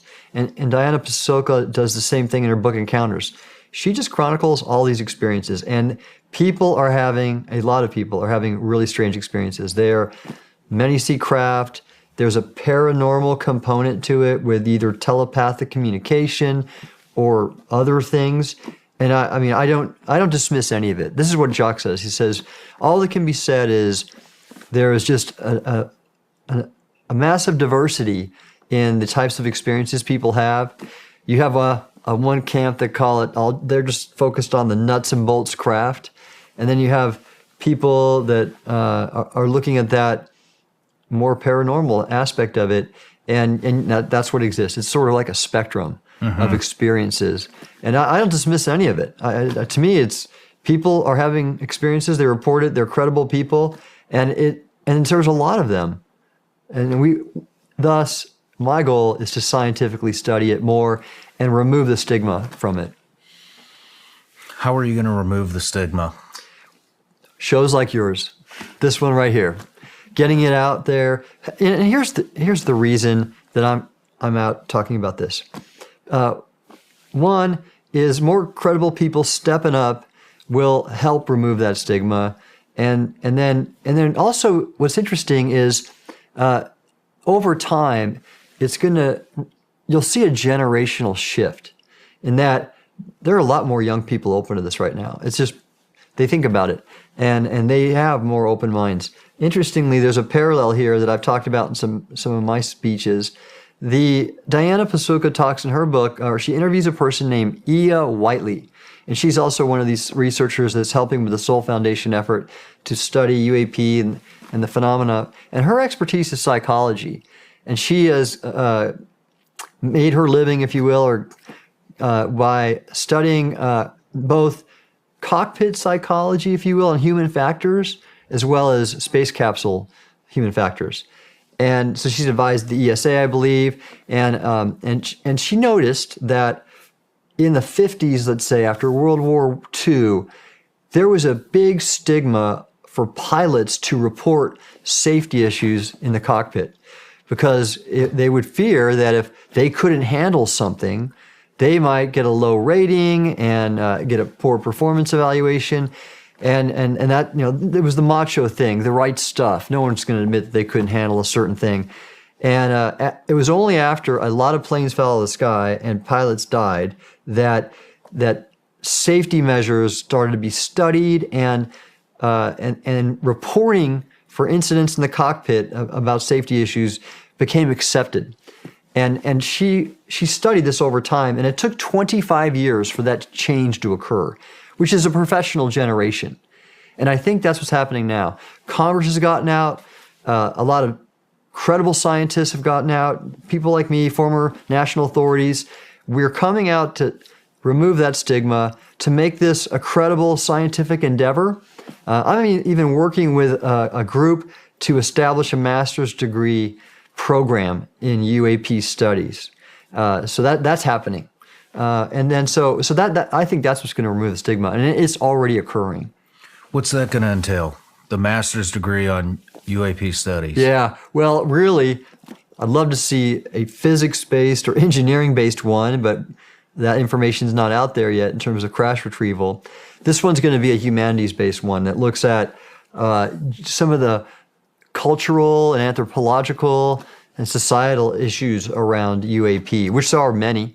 I mean, if we're being visited by other civilizations with huge technology powers, what does that mean for society and everything else that could be possible with that? I mean, do you think there's different kinds? Do you think that there is a possibility that some of these are kind of nuts and bolts types crafts and some are maybe something to do with consciousness, maybe something to do with some type of spirituality type stuff. I mean, what are you thinking? I think the answer is yes, both. To both. I do. Think about this.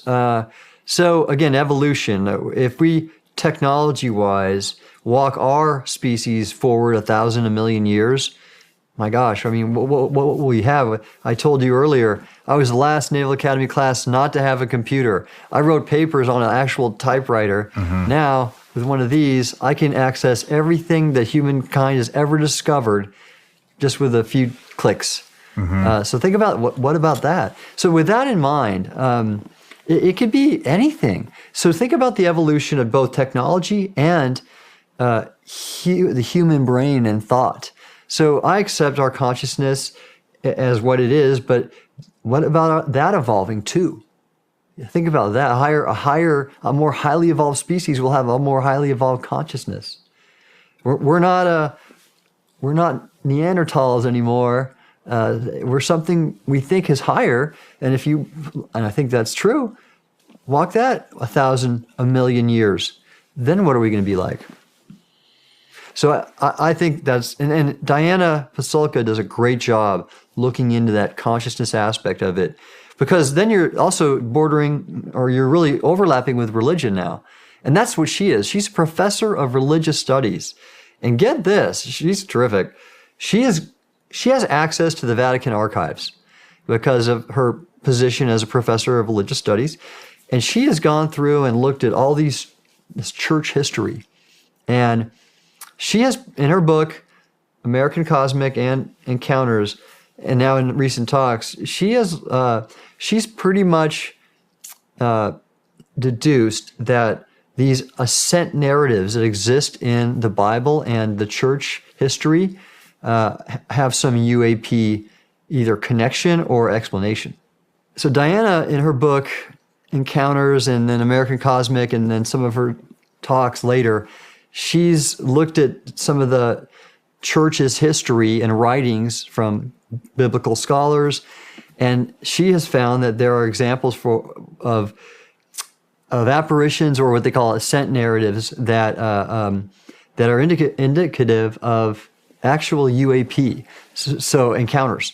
So for example, there's this really famous story of Saint Francis of Assisi. I believe he was the one who cared for animals, and a lot of people wear pendants with him featured on that. And the story is that he saw an angel, and the angel somehow connected to him, and he received the wounds of Christ in his hands. And there's paintings out there. There's one in the Louvre I just saw, and it shows the angel, and these beams are shooting down into his hands, and he's having that moment where he connects with this Jesus Christ and maybe his messenger. And so Diana has gone to the Vatican archives and looks up the actual story, like not what you read about in church in a sermon, but the Latin text. And this wasn't some like beautiful beatific, whatever you say, beautiful angel giving his good graces or her good graces to St. Francis. He is experiencing horrible wounds. He has pain, and he even, I think, dies from them. And he doesn't describe it as an angel. He describes it basically as what probably is a craft. And this is radiation or something. So I don't know the exact nature of it, but she clearly, in her study of this, has found instances of these visitations that are of beings, and they're not as angelic and nice as we'd like to think they are. Wow. Which way are you leaning? Do you lean more one way than the other? So again, I can just acknowledge that this is occurring. I don't know exactly what it all is. I'm open to any possibility and all of the above, if that's really what's happening. I can speak to only what I know and what data I see, and that's why we need to keep moving forward with research and more universities coming on board and studying this. And me at my level, I want the national academies, who I'm on one of their boards, as well as the White House, I'm on one of their advisory committees. I want them to start taking this stuff seriously and put together the best scientists in the world to get at it. When it comes to kind of exploring the underwater stuff and coming from inside the Earth, I mean, where do we start to explore that? Well, this is what I think we should do. So we already have a pretty active exploration effort nationally with my former agency, NOAA, and they coordinate with others. For example, that one program I mentioned with a dedicated ship and with ROV. We also end up funding other groups. My friend Robert Ballard, discoverer of Titanic, he has his own group called the Ocean Exploration Trust and his own ship. And so NOAA funds him. They fund a few others. And then you have universities doing some of this work too. And then you even have people in the private sector looking for oil and gas. I think what we need to do is harness that ongoing effort nationally and globally of exploring our ocean and ensuring that UAP, these underwater objects, are a part of the research targets and agenda. Because right now, no one's looking for them really. No one considers them worthy of scientific study. So when a ship goes out, they don't say, we're going to study plankton and maybe some undersea vents, and we're going to look for UAP. They don't do that. In fact, here's a good example, and it's in this paper I wrote for the Soul Foundation.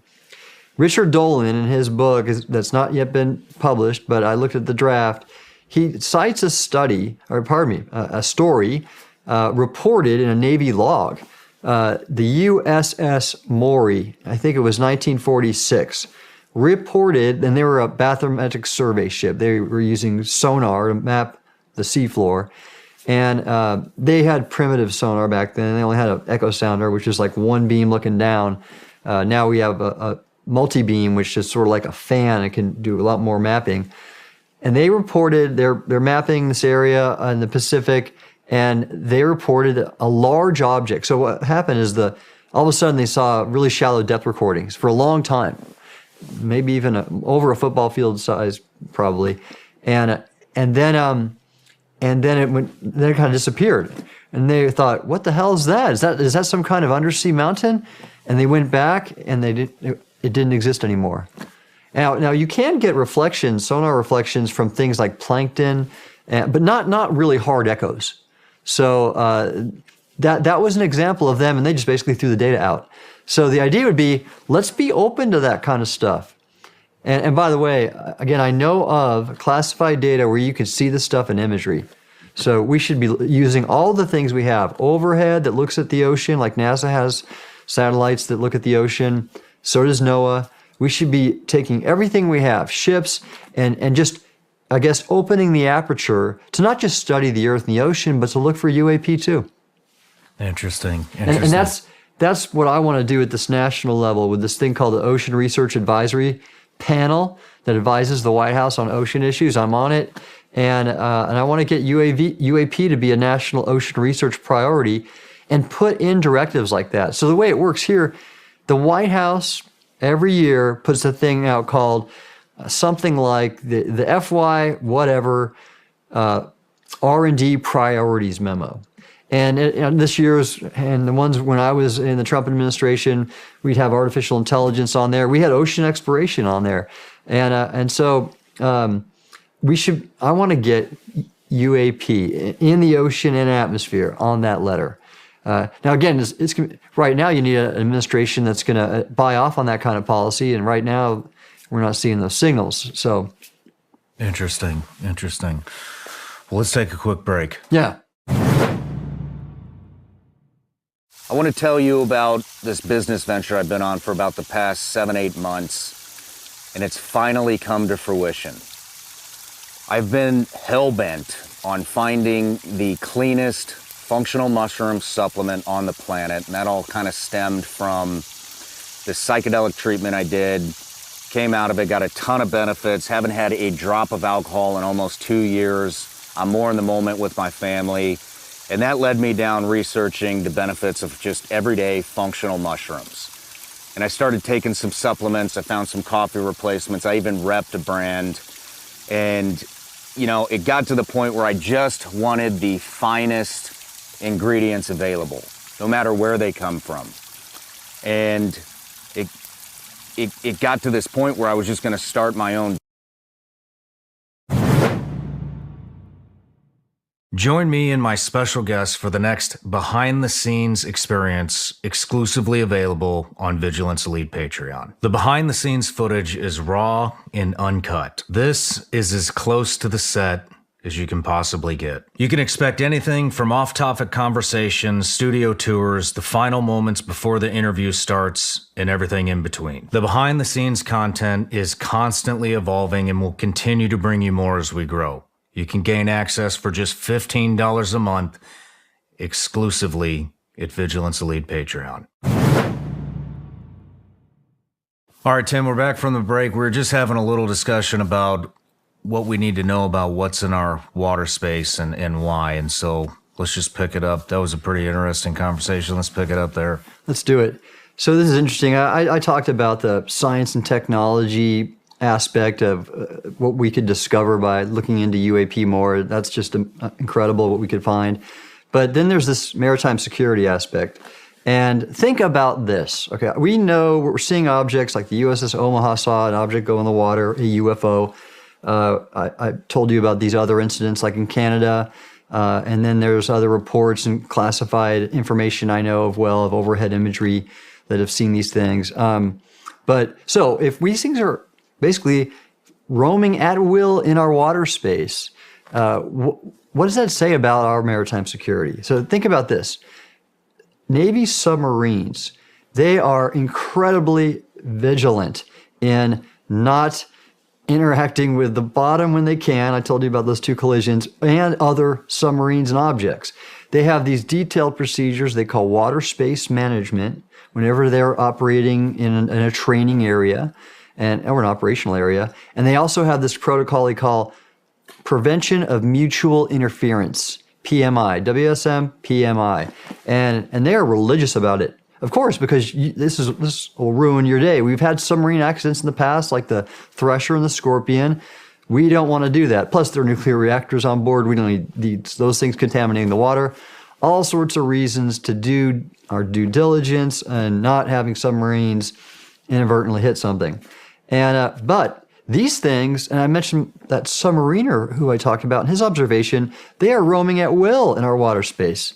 And if we don't even know the full extent of how they're operating in the water space, how are we going to do against the Chinese in the Western Pacific, which is a matter of sooner rather than later in terms of taking Taiwan? Yeah, I think that's coming down the pipe really soon too. Yeah, absolutely is. I mean, you see what they're doing. They're preparing for a long haul. They're doing everything that you would expect them to do in terms of energy stockpiling, building coal plants, all these things that they need to be ready for if we impose sanctions against them, preventing energy supply and other trade issues like that. They're preparing for it. All the open source reports show it clearly. I don't know how we would prevent energy supply. How would we prevent energy supply? I mean, they've got the lithium mines in Afghanistan that we've abandoned. They've got lithium mines all over Mexico. They've got pretty much of Iranian oil. Iranian oil, Russian coal. Yeah. It seems like they've got that pretty much. They're going to do fine. Do you think any, let's say that does kick off. Which I don't want. You think we're going to see any of this new technology become exposed if that were to kick off? That's interesting because highly likely. Well, and here's what some people say, if there was that kind of technology in the hands of the government or a contractor, being UAP technology, we would have already seen it on the battlefield. And I'd say that may be partially valid. First of all, from what I understand, we've not been very good at reverse engineering. We've tried, but this is just from some sources. And the other aspect is that I don't know if we would have deployed it in what we've been involved with currently. That's what I was going to bring up. Yeah. I don't see an application. Well, what would we have deployed it up against? Yeah, right, exactly. And how would it have helped? Yeah, no, certainly not in Iraq and Afghanistan. But China could be a different thing in terms of undersea capabilities. That's what's going to be very interesting. For us or for them? Undersea Both. capabilities. Well, both, because think about this. What if they have reverse engineered something that we don't know about? Now, after I left the government, I didn't keep my clearance, so I don't know of anything. But they have, from the time I left the Navy in 2017 to now, they have surged. They've become the largest Navy in the world. That's daunting Yeah. in a very short time. Yeah, I think it would be very interesting. I mean, I hope we don't go there, but if World War III kicks off or a China, U.S., Russia type Iran war kicks off, I mean, I think we're going to see some new technologies get unveiled. Yeah, that'll be, well, I know what's already happening, and it's not necessarily being withheld, and that's drone technology. So there's an interesting And thing. space. And space, yeah, exactly. The thing, that's a field I'm steeped in and do for my consulting is ocean drone programs, and that's really advanced in a huge way. And that's what's interesting is, okay, you asked me earlier, okay, what should be done? Well, we need to explore more of our ocean. We need to consider UAP when we explore it. But, and how are we going to do it? Well, we currently have ships, satellites, and we have a good amount of drones. A lot of companies, a lot of government agencies like mine are using different types of ocean drones to monitor and measure ocean properties. And that is just expanding rapidly. And in fact, I just read about Australia getting a very large ocean drone, a UUV, uncrewed underwater vehicle that they were able to build rapidly and are going to be fielding. So that's an area that's going to proliferate. And that can be brought to bear in looking for more undersea UAP. It should be. It's less expensive. Ship time is very costly. And the technology is rapidly advancing. And in fact, I wrote an article in the U.S. Naval Institute Proceedings about this. I said it was titled something like "Ocean Drones: A Revolution in Ocean Robots" or something. And but I kind of chronicled the history of ocean uncrewed systems. We used some targets, I think, in the 20s, surface vessels that were uncrewed for aerial targets, and then I think in the 50s. University of Washington did the first uncrewed underwater vehicle or autonomous underwater vehicle to go into the Arctic ice, and then it's just exploded after that. And right now, and regarding China, the DoD has initiated this program called Replicator, and some of my companies that I work for are going after it.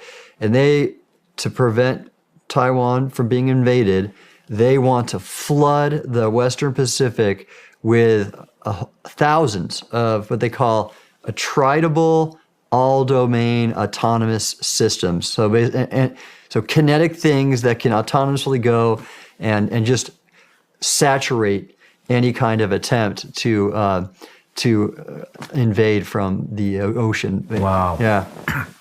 Interesting. Yeah, and that's interesting. So that's just caused all of the industry in the U.S. and elsewhere to just start scaling up big time in terms of using autonomous systems. And I think these can all be employed for looking at the ocean too in a way that will make it, again, much more less opaque as it is and hard to understand.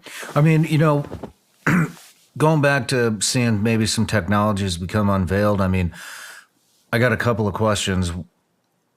I didn't even know how to structure these, but so I'm just going to fire them off randomly. But, you had watched, you had mentioned that you had seen the UFO whistleblower series I had. Yeah.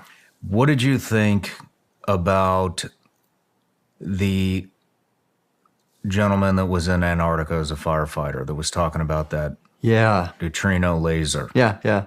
You're the perfect person to ask about this. Well, unfortunately, I don't know. I wasn't tapped in or read into anything involving that. So I don't know. I don't have firsthand knowledge. But here's what I could tell you is certainly in the last few months, the more I'm learning about what has been covered up and developed, if you will, or is or both. I don't dismiss anything now. I'm willing to take anything at its face value, really. And like your friend Michael Herrera, what he observed, with some paramilitary force from an agency we don't know, and with a UAP and et cetera, I would have dismissed that last year, but not now. Yeah. The things I'm seeing and the way that we're just not we're not acknowledging what we're doing. Well, the reason I'm asking about the neutrino laser in particular is weather. Weather manipulation. We've seen all these things that used to be kind of conspiracy-ish are now kind of hitting the mainstream. Things like, I remember thinking it was crazy talking about chemtrails from airplanes. Oh, yeah. And people would tell me, I think it's hormones being released. It's something to reflect the sunlight off the earth. Well, now, a couple weeks ago, we just saw here in Tennessee that we're banning chemtrails. Oh, that's right. I saw over the that. state. Mm-hmm. There was the Hawaii wildfire stuff, which, I don't know how true this stuff is either, or if it's complete BS or if it's real, but it was, there was this conspiracy that none of the blue roofs in Hawaii were burnt. Have you heard about this? I did not hear about that. Yep. And so, every time one of these things hits, like the wildfires thing, that episode about the Antarctica laser, it always gets like this boost. And so the latest one was because he was saying that these lasers can cause earthquakes.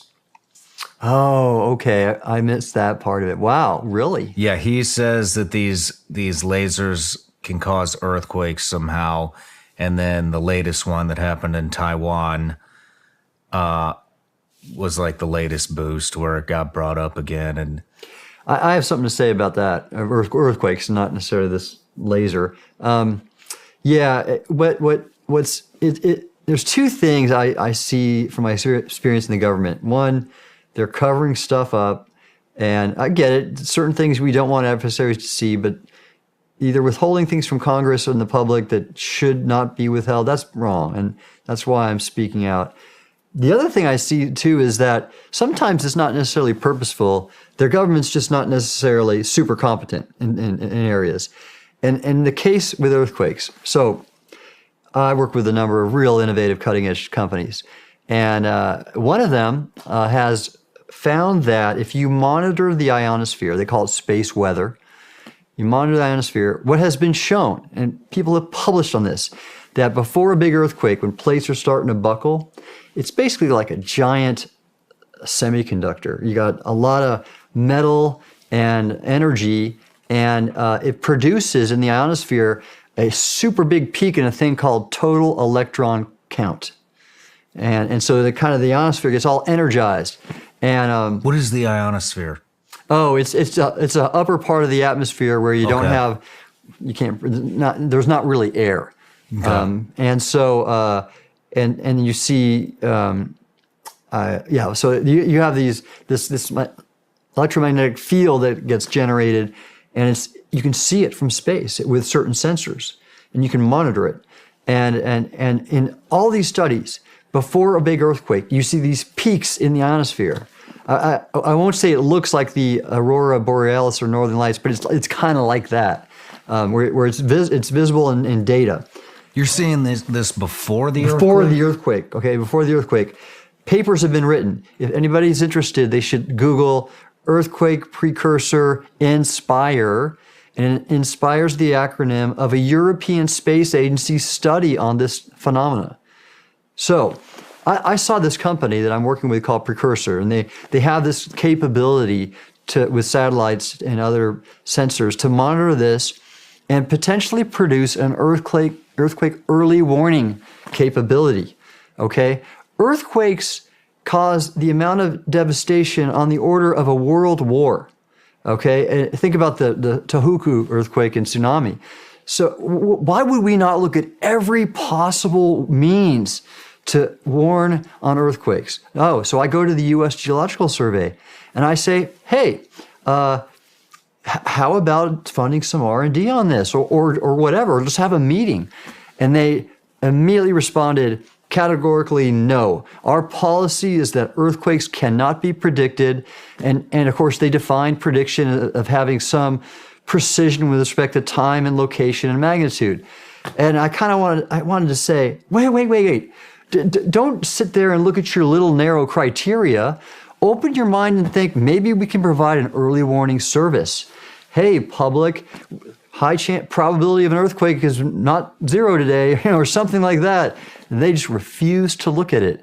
And what I mean by that, my point is that there are a lot of what I think are straightforward ways we should be moving forward in certain areas, and the government is just stuck in its own little way of doing things.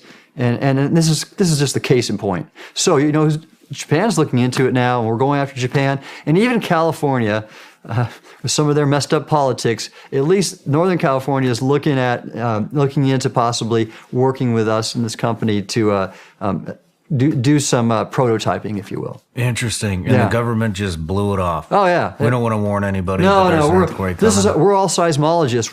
We're not going to think outside the box. Here's another analogy to that thinking is so weather forecasting. When you look at the damage of a hurricane, also on the order of a war, it is important that we provide good predictions. And we do, actually. Now we're really good at weather forecasting. We can days in advance, multiple days in advance, sometimes even a week, we can have a very accurate understanding of what a hurricane's going to do. There's areas to improve, but still, compared to the last 50 years, we're doing great. Why is that? Well, we became multidisciplinary. We decided to take ocean observations and learn how they heat up the atmosphere, possibly like the Gulf Stream, and contribute to things like hurricane intensification. And then we also added some components about the ice. And so we started looking at the whole Earth as a system rather than just the weather, the atmosphere, knowing that's really what's going on. And so I've asked the USGS, why don't you think about the Earth system and not just your little rocks in the crust, but the whole thing? And they just refuse to do it. Man. I mean, what do you know about weather manipulation? Yeah, that's something I've studied. They call it geoengineering, and it's physically possible. And even there's some studies being conducted right now, because you have a lot of people that certainly these alarmists over climate change, which I don't dispute is occurring, but I think a lot of people are overreacting. They're looking into that, like we might need to do it to keep some of these changes from occurring. I'm currently not convinced. It can be done, but I don't know if it's smart because there's all sorts of feedback mechanisms in the atmosphere and the ocean, the Earth system, that can occur. And what if we do a little bit of that and then things go wild? I think we need to research the hell out of that a lot more with models before we do any type of experimentation. I mean, isn't UAE currently conducting some type of weather manipulation now, and they just flooded Dubai? That's right. So I have not been able to look at data behind that. So I only saw news reports. So I don't know if that was a cause and effect. There certainly is a correlation, but that's my kind of point is we ought to be studying this a lot more so we could know in advance if something like that will happen. And right now, I don't think we've done enough. Where I'm kind of going with this is, do you think we could see any weather manipulation type weapons? Yeah, that's been studied. It has. Oh, yeah. What has been studied? The Air Force did this a while ago, using weather modification as a weapon, which when you look at what a typhoon can do, that can certainly be an advantage in the Western Pacific with Taiwan. Roll a typhoon into an attempted Chinese invasion, and that it'll be just like what happened to Japan when I think it was Kublai Khan tried to invade twice, and the kamikaze, the great wind, tore through the armada and took out the Mongols. Do you know about that? Man, I don't. Oh, this is my field of study. So I don't remember the year, but Japan was twice threatened with an invasion by the Mongols. And I thought one of the Khans, I don't remember which one. And both times a typhoon rolled through, the regions. I think it was near maybe Okinawa. I don't know where, but wiped them out. And so they gave a name for that typhoon, the phenomena. They called it the Great or the Divine Wind. That's what kamikaze means, divine wind. Interesting. Yeah, and also there's all sorts of history if you want to go into that, the environment and weather. Sir Francis Drake and the Spanish Armada, another storm wiped out the Spanish Armada when they tried to invade England, and he got very lucky with that one. And then you go to World War II. We caught the Germans off guard in Normandy because we had better weather forecasts. If you look at weather, kind of goes from west to east, and you want observations upwind, and all the observation networks that we had were in the U.S., Canada, and so the Allies had a good upwind observation network, and the Germans didn't. And what happened is the Germans saw the forecast and thought, there's no way they're going to invade today. It's too rough. So actually, it was, I think Rommel was in charge of that defending force, and he went to Paris to celebrate his wife's birthday. And he wasn't even there. And what happened is Eisenhower had planned for one day, June, might have been 4th, and the weather was going to be too bad, and they called it off, and he wasn't sure when they'd do it again because it was about the tides and the moon and the obstacles and the beach that the UDTs, your predecessors, had to remove. And then there was a weather window, and we realized it would be good on June 6th, a short time we could do it. And we knew that, and the Germans didn't, and we caught them off guard. Wow. Big part of the invasion success story. I did not know that. Yeah. Well, how long ago did we start looking into weather manipulation? Well, I don't remember the history exactly, but I know the Air Force did that after World War II. And I don't know too much of the science behind it because it seems to me that the scale would be really large in terms of cost. And then again, there's so much uncertainty in the Earth system in terms of predicting it that, again, I think you just need to research the hell out of that before you do anything. Yeah, yeah. Do you think that we have done any weather manipulation before? I don't know. I probably would know too if we had, so I really doubt it. In my last job, I think I would have known. Okay.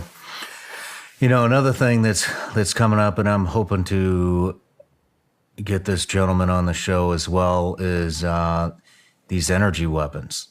Directed energy weapons. That's taking off for sure. Yeah. It sounds, Chris Miller, former SecDef, told me that we were really close to having kind of the dome like Israel has. That's right. And there's another gentleman who developed these directed energy weapons, and they're starting to be employed all over the place. We're putting lasers. We put a laser on a ship, a destroyer, I believe. In my mind, we haven't done that fast enough. Do you think where I'm going with this is the retrieval program? Yeah. How are these things crashing? And do you think that maybe we might be? I mean, it seems. So here's an interesting thing. Maybe a little over. I mean, here's what the crash phenomenon is interesting because some people think, if they're so advanced, how do they mess up? And there's a couple ways to address that. One is, well, maybe statistically, they're maybe coming here so frequently that, and statistically, there might be some kind of component failure, or it's going to happen. The law of averages, if you will. But that's one way. Another, in Diana's book, Diana Pasulka Encounters, she interviews this NASA engineer. I think he was a contractor, so not a federal employee, and he calls them donations. That possibly they're doing this on purpose to help advance our society or something. Give us little breadcrumbs, if you will, technology breadcrumbs to assist. I don't know the veracity of that, but I just know that's what she puts in her book. So that's an interesting aspect of it. Very interesting. Very interesting.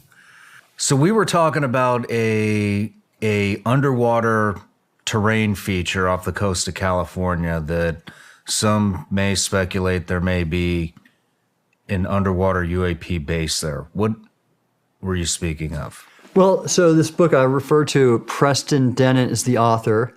It's even in the title, something like USOs and Alien Undersea Base or something. I don't remember the exact title. But so he interviewed all these eyewitnesses of different types of UAP activity in SoCal.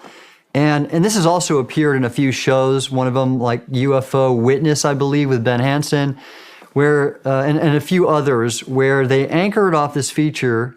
It looks like an undersea mesa in Google Earth.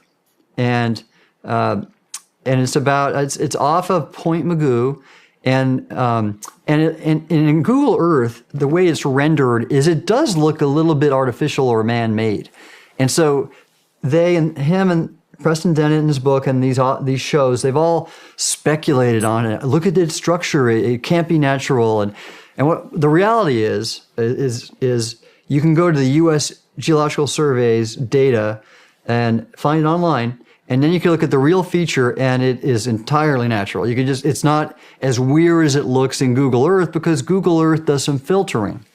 And in fact, there's also some talk in different areas around the world. One is in Antarctica, or off Antarctica in the Southern Ocean, that have these very linear features in Google Earth. They kind of stand out, and some people have thought, oh my gosh, that's alien infrastructure. And I just have to dismiss all that because you just have to understand the source of the data. In Google Earth, for example, they merge different data sets. And then they might filter out the resolution of one feature that might have a higher resolution and not another. And for example, those linear features are basically just the fact that most of that ocean area has been undersampled. There might just be a few soundings in a wide area, but one ship collected high resolution data over a track. So they'll have that in the Google Earth and you'll see it nice and resolved, and then it'll be kind of smoothed out. And so it makes it look like a man-made feature, and it's just the data. That's it. Yeah, but going back to this undersea alien base, this is where I want to weave in some of this disinformation.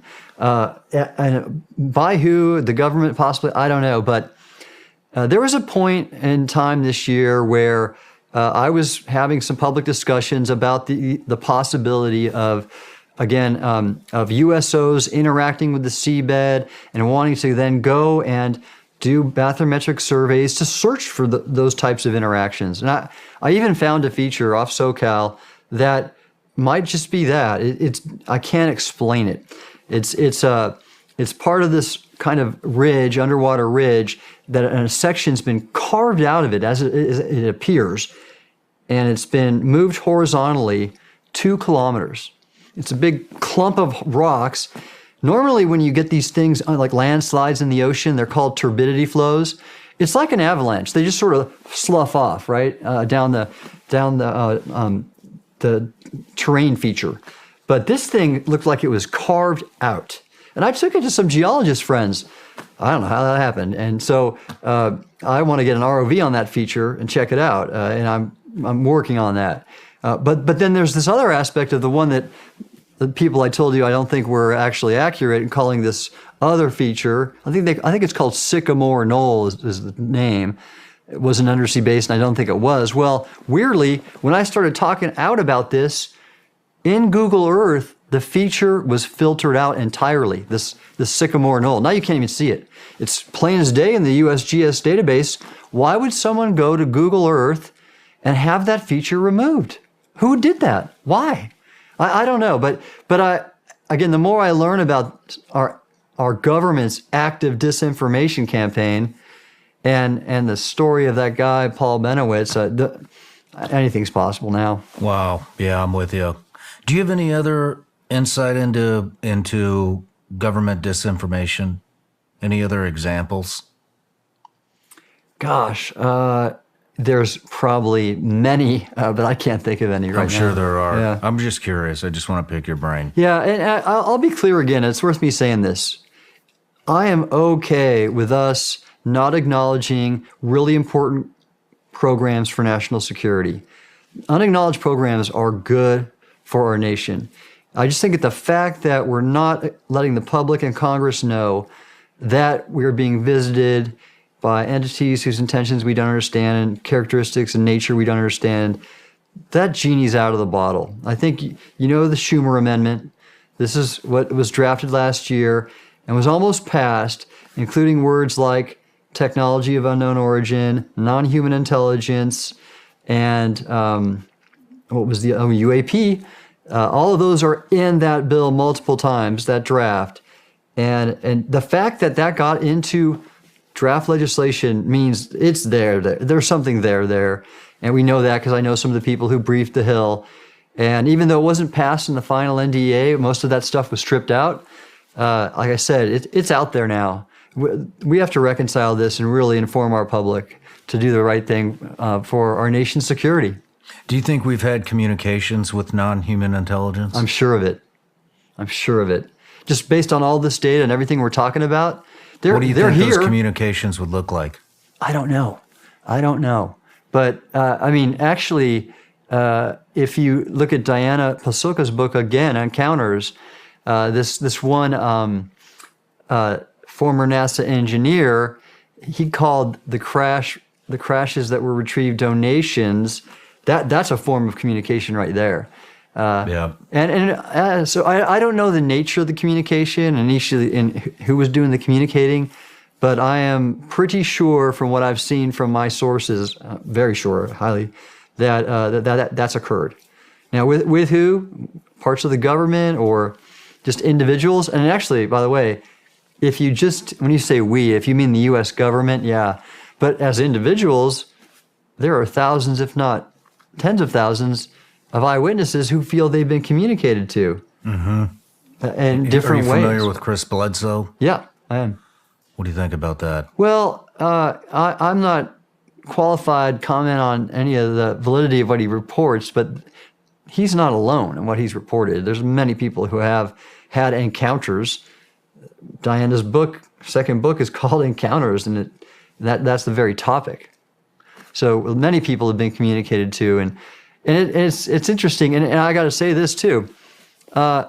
If you look at the diversity of life on this planet, I mean, you just got to dive on a coral reef for goodness sake. Then why would there not be a diversity of higher order non-human intelligence in the universe? It just makes a lot of sense. And if that's the case, like look at all of our different nations that have different cultures, and some get along and some don't. It's not a stretch to think there were a variety of higher order non-human intelligences with different agendas. Some might be malevolent, some might be benevolent, who knows, or just totally neutral. That just is more and more likely as the phenomena, I think, is better understood. Wow.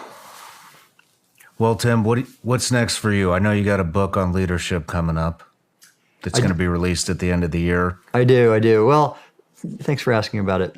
So from my time in the Navy, and you served as a SEAL, I was blessed to be given some great role models in leadership. And then I was given opportunities to lead, and I came to this agency, NOAA, with that. And this is a big part of what I do now. I mentor everybody who asks me to do it, and I want to bring up that next generation. People were so good to me in my career. They carried me along the way. It's just the right thing to do to pay forward what was done for me. And my book is written for that purpose, to provide my leadership examples and lessons, if you will, from what I learned in the Navy and applied at NOAA, a scientific agency. And again, I told you it was a kind of a tough time because we always were getting our budget cut, and people wanted some inspiration, and thankfully I had a scientific degree, and they liked that. And I just talk about the examples of trying to help people in tough times when there's uncertainty. And so I provide a lot of stories. And the best leadership books to me are telling stories. I think Admiral McCraven's books are fantastic. They do that. I don't like preachy books that are pedantic and kind of just tell you how to be. I don't need to be told how to be. I'm kind of at the tail end of my career. What I want to do is just share insights. And so I have some fun stories to relate. One of them is like, have you ever heard of Miranda Cosgrove? I haven't. She was the star of the Nickelodeon show iCarly. And so she's also at one point was the highest paid child actress ever, or something. And so I know of her because my youngest daughter, had watched her show 24/7. It seemed like while she was growing up, and I never really liked the show because the character is really snotty and precocious. But I had the opportunity to represent my agency at an event on the Hill. A big event recognizing this thing that we were in charge of called the Marine Mammal Protection Act. One of our jobs was to help protect whales, save the whales. And so I wanted to go to this event and represent us in a good way. That was my job, to be the face, to be a champion for what we did. And I will go, and I met with a couple congressmen, and then I met with her. And I remember thinking, I wasn't sure I wanted to meet her because her character is so awful. But it turns out she's the nicest person ever, and she was very sweet. And we got a nice picture together, and in back of us was a big picture of a humpback whale, and she signed it and wrote "Love, Miranda." And what's cool is I got this framed picture, and I gave it to my daughter, and now it's still on her bookshelf. It's like the centerpiece. So she didn't give me any respect for being an admiral or a combat veteran, but now that I was friends with iCarly, I was her hero. Congratulations. Yeah, how about that? That's awesome. But that wasn't really a leadership example per se. I mean, I was trying to represent us. But there was another example I might share with you that you might enjoy just because it's funny. I was in the Navy. I had a chance to represent the nation basically at a big conference. This was during the Obama administration, and I was a one-star. And the conference was called the Our Ocean Conference, and the State Department hosted it. It was downtown. And I got to lead a panel on illegal fishing. I talked about that earlier, and what a problem it was back then in 2016. It's even worse now. China is, again, the main culprit. And so here was the sequence of events. And this was a big event, foreign ministers, 500 people in the big State Department auditorium, giant screens, speaker, podium. So the first person to get up and talk was then Secretary of State John Kerry. He talks. The second person to talk was President Obama. He gets and talks. Actually, he's a good speaker. Again, I'm not a fan of his politics, but he's a very charismatic speaker. And then the next person to get up and talk was Leonardo. And it's funny because here he is. He's a great actor. And when he got up there and gave a speech on the ocean conservation work he was doing, he just read it. I mean, there was no emotion. Obama was just like he is, and then Leo, this actor, just read it line by line. It was the driest, dullest thing I ever seen. I was so disappointed. So was my aide, actually, but she still got his autograph. The next person to speak was me.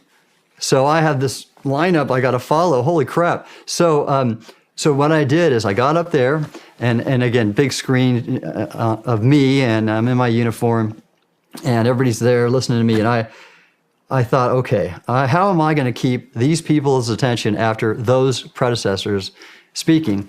And so I thought up a story, and I made this fictitious story, and I said, okay, everybody, great to be here, thank you. I'm going to tell you right now, I'm a bit intimidated having to follow those all-stars. So in thinking about my opening remarks, I decided to ask my wife, who was an oceanographer like me, and this is the Our Oceans Conference. I decided to ask Karen, okay, what am I going to say to keep these people's attention? And she said, well, Tim, you might want to share with them this, that really, based on all your military service, and by the way, Karen's favorite movie, Titanic, favorite actor, Leonardo DiCaprio. She said, well, why don't you just point out to everybody that the only difference between you and him is that when you were in the Navy, none of your ships ever sank. And everyone kind of got the Titanic link, and they not only started laughing, they gave me a round of applause. Man, that's a good one. So that a lot of leadership.